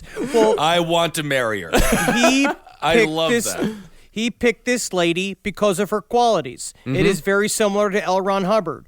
With her, again, same thing. The reason why he picked Marceline, it wasn't necessarily like she was the hottest of the group or she was the most willing. She was the one with the skills that he needed to back him up. Yeah, I mean, she didn't just replace Marceline as a lover. She replaced him as what, Patty Cartmell's son might call Jim's go-to guy. All right, go-to guy. Yeah, because I think it's because Jim knew that Marceline didn't have the stones for what he actually wanted to do. Because Marceline, she was a good woman. But you know what? I'm just going to throw this out there. It also takes courage not to kill 900 people. Yeah. Well, that's what I mean. Like, she didn't have the evil stones. Because there are good stones and there are evil stones. And what Marceline had, she had the good stones. All right. You're a doctor, aren't you? I knew it this whole time, Marcus. Like Marceline, she don't got like evil stones. Like Marceline, she got like good rocks. Yeah, Joe. Tell him how the stones work. Yeah, you know how it goes. He's a doctor, which means he goes around grabbing girls by the breast saying, hey, you want a free mammogram? Oh, I've seen that. I like you're deflecting that. This is how Italians speak, not Texans. Very interesting. Well, Marceline, as far as like having the courage to stand up, you're not going to say the stones again? Not going to say the stones. I'm going to say the courage. I'm going to say the courage because I'm about to turn into something serious here. I got a serious point to make here. All right, serious. All right. You fuckers ready? All right. All right. So, yeah, I mean, Marceline, she had the courage when the Flavor Aid was being passed out. She had the courage to stand up and try to stop it. She had to actually be restrained when they were giving it to the kids. And we have evidence of it. It's in the tape. Right. So, let's listen right now to Jim Jones trying to calm her down. Mother, mother, mother, mother, mother, please. Mother, please, please, please, don't do this, don't do this. Lay down your life with your child, but don't do this. Ooh, God, you hear those babies screaming, and that again. You have to remember. As we talk about the episode, we forget, or I mean, at least it's important to remember that how horrible it was there. And that's how Marceline reacted. But Carolyn Layton, she helped stir the vat. Good Lord. This affair, it started with Marceline's full knowledge, as well as with the knowledge of their whole family. Jim Jones actually sat down their kids and told them that he and Mommy weren't having sexual relations anymore, so he had to take Carolyn, who you should all think of as a special friend, to fill his needs. Because she is Father's most special friends. Because, let me teach you this lesson. Imagine semen as a bunch of prisoners inside of a horrible, wrinkled prison, and that Carolyn is like she's freeing them from jail all over the beautiful vacation spot that is known as her breasts. And that is a thing called a pearl necklace. Kids, this is not just jewelry. Just cut to them, just horrified faces. Poor kids. Now, as I said last episode, I think of Marceline as the first follower of Jim Jones. And I think Marceline, a lot of the time, became a test case for Jim to see what he could get away with. Also, it's a test case for Jim Jones. Because we talk a lot about Carolyn Layton, but she had a husband named Larry Layton, who, if he was a bird, would be a cockatiel. He had his wife taken from him. And then what he did was just be like, okay, what I'm going to do, though, is I know you're upset. We're doing this for the temple. You seem really upset. I'm going to give you a hotter wife. So he chose another lady from the congregation that was hotter, that he said was hotter. He gave him to her and be like, that's your new wife. And then like 6 months later, he's like, I'm going to be taking that hot wife back because now it's mine. Do that? Yes. That's not allowed. Yes, and Larry Layton's just like, all right, well, they seem to be enjoying it, whatever it is you do. Horrible stuff happening. Well, as far as Carolyn Layton went, it's really like his followers at large didn't know about the whole situation. But Jim Jones figured that if he could convince his wife that he needed to get laid to keep his special powers going, then he could convince his followers of anything. Yeah. Can you imagine that? Can you imagine sitting your girlfriend down and being like, this is for the good of the podcast. I have to have my balls drained by many people, many different people. Like it's just even a horse. It's my burden. Actually, it's a thing that I wish I didn't have it. Right, he flipped it, huh? Yeah. All right. And as far as how he got Carolyn Layton into the situation, Jim sent Patty Cartmel to convince her. Patty told Carolyn that Marceline was mentally and physically unfit, and that Jim, in order to keep on being Jim, needed to have a physical release. Okay. And Carolyn had been chosen to give that to him. And it's really sad because, honestly, Patty Clayton straight up said, I'll do it. Right. Because had this meeting. It was a meeting because he did everything with his committee. So they had the committee and he would meet and he would talk about how I need to fuck more. I can't do this. And Patty was like, I'll do it. And he's like, God has a different plan for you. Oh, poor Patty. Yeah, poor Patty, man. Yeah, because he was like, yeah, God has a different plan for you. All right. You, my child, shall be in charge of my fuck schedule. That's right. And she was never put on there herself. She should have put herself in the game. She should have just written her name in there. Come on. It's what everyone who goes in the production side, who is also an entertainer, who just happens to be on screen a lot more. Well, Carolyn, she was told that she had been chosen to give Jim the release. Carolyn was the first to be told that, but she was by no means the last. Jim would tell women that by having sex with him, they were supporting him, supporting themselves, supporting the cause, and boosting their self-esteem all at the same time. Okay. Why do I feel that this is a Bobby Flay move? Beat Bobby Flay. I found out a little information on Bobby Flay. Good barbecuer, not a great chef. Really? And that's why he often does lose on Beat Bobby Flay. Interesting. He makes good oils. The chili oils are really good. Yes, And when he was selling, they're really good. But not famous for his cooking. And Jim Jones, like, he wasn't just sleeping with women. This is a Jonestown survivor, Tim Carter's recollection of a Jim Jones proposition. Uh-oh. I had been in the temple for just a few months. I was sent backstage in Los Angeles to get something for somebody. I don't remember what. And Jones happened to be coming out of his room, and he said, "Hi, Tim, how are you doing? How's it going? How do you like everything so far?" And, "Oh, I like it a lot, and, it's really cool." I don't remember exactly. And he reached up and kind of patted the back of my neck, and he said, "I'll fuck you in the ass if you want." And I just kind of stammered, no, no. And he said, "Well, if you ever want that, that's okay. Just let me know and we'll do that." Sounds like the story of every staffer who works for Louis Gohmert, which is a deep cut politically. He's a horrible, horrible politician out of Texas. Honestly, it just sounds like Jim Jones is about to be in that wonderful film American Beauty. He's such a really good actor. That takes a really good actor to pull it off, kind of like a Kevin Spacey. Yeah. Like a really, really good one. Dang it, American Beauty was a great movie. It was. Yeah? It was fine. It was fine. I mean, a little bit heavy on the paper bag floating nonsense, but it's the most beautiful thing I've ever seen. Or the and I still bag. do that joke to the dismay of my family every single time I see a plastic bag going down the street. Yep, you got to. Now, Jones didn't have sex with his male followers as much as he did the female, but he did it enough where older followers gave advice to newcomers. The Road to Jonestown quoted one follower as saying to a younger one, "If you ask father to fuck you in the ass, take a douche." That's just word from an old grandfather to a young man.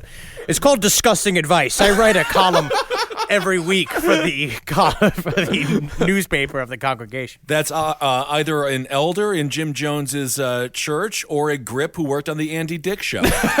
Talking, of course, about Andy Dick. Straight up because Jim Jones would get really mad if you got shit on his dick. Mm-hmm. And that is true. Yeah. But... I mean, if you got it on his dick, because that's what it is. You got it on his dick. If you're working on cars, you're going to get greasy. Do you say that? Have you ever said that to a loved one? He is doing that. No, just feels like, why is he mad at me? I told you going into this, Jim. It's been a rough weekend. Anyway. Now, you think that all this would translate into Jones having a progressive view on homosexuality? Sure. But true to form, it was anything but. Really? This is another clip from that PBS documentary. Jim said that all of us were homosexuals. Everyone except he was the only heterosexual on the planet. And that the women were all lesbians and the guys were all gay. And so anyone that showed any interest in sex was just compensating. He sounds like a South Park character. He's the most juvenile thing I've ever heard in my entire life. I will say this. Gay guys don't say that. You know what I mean? I'm the most heterosexual guy of all time. That guy is straight. And you can tell he's straight because he says, "I'm the only straight one." You can say that everybody else is gay and they're just forcing him. Because that's really what it is that he has all these followers because it's the butthole runs. He's like they walk around with their buttholes completely open in a plank position, just shuffling back and forth on their elbows and knees, just begging for it. They call it the vase walk. Oh, my. He reminds me of the that shithead kid from World's Greatest Dad. Yes. Oh, yeah. He just calls everyone gay, and you're just like, what is wrong with you? I don't listen to heavy metal music. It's gay. Why? It's gay.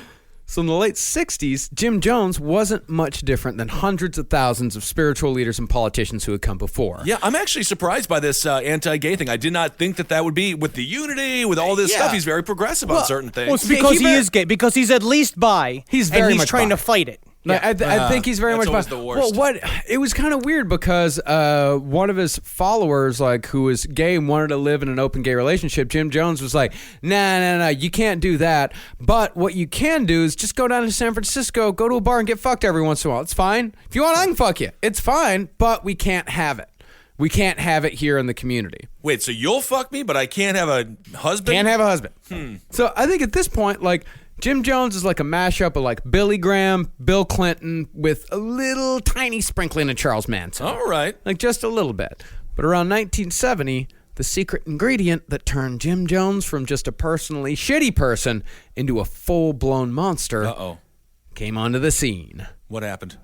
Amphetamines. Oh, Yeah, my that'll God. do it. You mean the world wasn't better after amphetamines came onto the scene? That'll do it. And that's where we'll pick up next episode. All right. Hell yeah, man. That's exactly what I want Jim Jones to have. Just more energy. That's what I've always said. Well, you have to just. It makes you very productive. I've heard that's one thing about at amphetamines. first. Well, I was reading a thing about meth. They were talking about how crystal meth is like one thing about it. The reason why it's such a tricky drug is that when you first start doing it, you feel incredible and you just start doing like chores around the house. Yeah.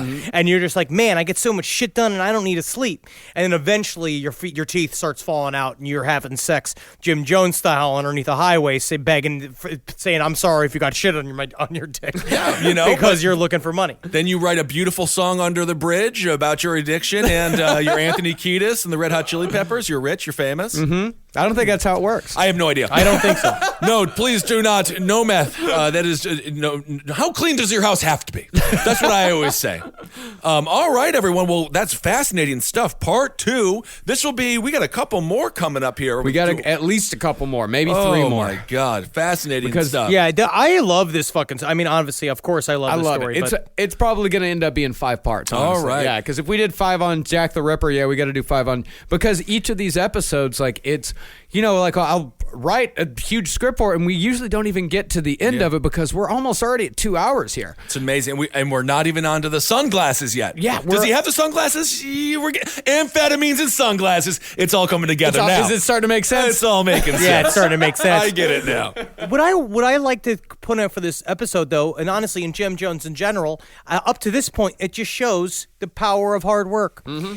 And for me, my horoscope for Taurus said that 2018 is going to be the year of hard work, and I believe that this is the year I'm going to start sowing the seeds for my own cult because retirement's not going to last for us. Right. And the stock market's going to go down. So this is my retirement plan, and I'm going to come out and say it so that none of you are confused when it goes down. But okay. We're not going to kill ourselves. We're not. I promise. Do you get to keep all of your genitalia?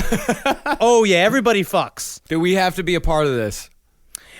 I'm not. You'll be officers. I'm an part officer? of the special committee. You're going to be a part of a special committee. We'll talk about this off air. Oh, we're going to be the PC. We're going to be the planning committee. I don't want to. You're just taking fucking shit out of Jim Jones' paid book. I want to be the guy in the Big Lebowski who's just in the pool. But I want to have my shirt on. You know what that's called? Recreational Admiral. And that's what you are, Kissel. Congratulations. You're the Admiral of What do I get to be? Security. I'd say security lieutenant. Yeah, I'm the recreational admiral. It kind of sounds like I'm just doing all the work again. No. Well, no, but think about what you're good at, Marcus. It's really just about utilizing everyone's Henry skills. and I have had this conversation in private many times. You say Marcus loves to work. He loves to work. He's so good at it. If he doesn't have work to do, then he just goes crazy. So you just need to give him more work. Put him to work. Hands. Every time he's sad, just put him to work. Well, that's good. I'm sure you can keep people up to date on your cult here on all the shows on the Last Podcast Network. Mm-hmm. What if we should plug and thank people? Thank you for the Patreon. Oh, one thing too, we're going to talk about. I want to broach this. There's been a lot of problems with our YouTube page and YouTube fan videos, and we have no clue what's happening. That's a YouTube bot. Apparently, we started talking to them, and apparently they're trying to do a big sweep of people posting copyright material. But we're going to say right here, we love fan videos. I don't give a fuck. As far as I'm concerned, it's free advertising. Every single time you do something cool and with our name on it, we love it. Like we don't give a shit. So we're actively working to fix it. I feel like we're not changing. But we really aren't changing. So if you see anything that's just like, oh, that doesn't seem in character with these dudes who we've known for 7-8 years on all series of different shows, it's just not. We just would not do that. No, it really honestly, it's a we are too lazy and drunk to get half of these things done. Thank you all for creating the great content. We love the content. Of course we do. Yeah, this isn't us. We're not doing it, and we're taking steps to make sure that this type of shit doesn't happen. This is all YouTube doing it on our behest, even though we didn't fucking ask them to. The same thing with the Patreon stuff. It's like, I don't know. The world is just weird, and everyone is coming up with ideas, and they're all fucking with us. Yeah, they're all bad. Yeah. No upgrade has ever been good. No. No, absolutely We're not. just trying to make stupid podcasts. Yeah, that's all we care about. That's really all we give a shit about. We have no discernible talent. No. This is all we know how to do. This. So please, I promise you, we love you all very much. yeah. We would not mess with stuff like that. Yeah, and speaking of Patreon, thank you so much to everyone that has given. Patreon.com/lastpodcast on the left. Yep. We're going to get to shout-outs. I know we've been bad on shout-outs. We got a big old envelope of them full, but we're going to get back to them soon. Thank y'all so much. Go and listen to all the other shows on Last Podcast Network. We got a ton of them over there. Go listen to my new music show, Milk and Peppers. You can find that on MixCloud.com/Marcus Parks. Hell yeah, I'm so excited for you. Honestly, I'm so excited for you. The show seems like a lot of fun. It's great. K-Piss. K-Piss. You can listen live every Tuesday on kpiss.fm from 1 to 3 p.m. Can we Eastern. announce that we're going to bring that thing back that we were doing for AdultSwim.com? Yeah, so I believe that it will be. We're definitely going to be bringing the stream back. Yes. It's going to be coming back soon. I'm shooting Pretty Face right now, so once I'm off of Pretty Face, we'll be able to do that. Season 4 also, for Pretty Face, will be coming out sometime in October. And check me out on Crashing on HBO at 10:30 on Sundays, which is now happening. There it is. So Very cool. So do that, and then follow us on all of the these suicide machines that technically we need to fucking get off of, but it's good for now. We need the numbers. For at Henry Loves You on Twitter, at Henry Loves You, at Marcus Parks, at Ben Kissel, at Instagram, at Dr. Fantasty, at Marcus Parks, at Ben Kissel, the number 1, and follow us at for Last Podcast on the left and all your fucking Last Podcast needs at LP on the left. There it is, and thanks to all for all your support in all of our endeavors as we branch out a little bit as well. Mm-hmm. So you guys are awesome, and it's great having people come with us. You know, That's wonderful. It's I very, love it, very man. fun. Hail yourselves, everyone, Hail Satan. Elgin. Hail me, please. and a Magustalations.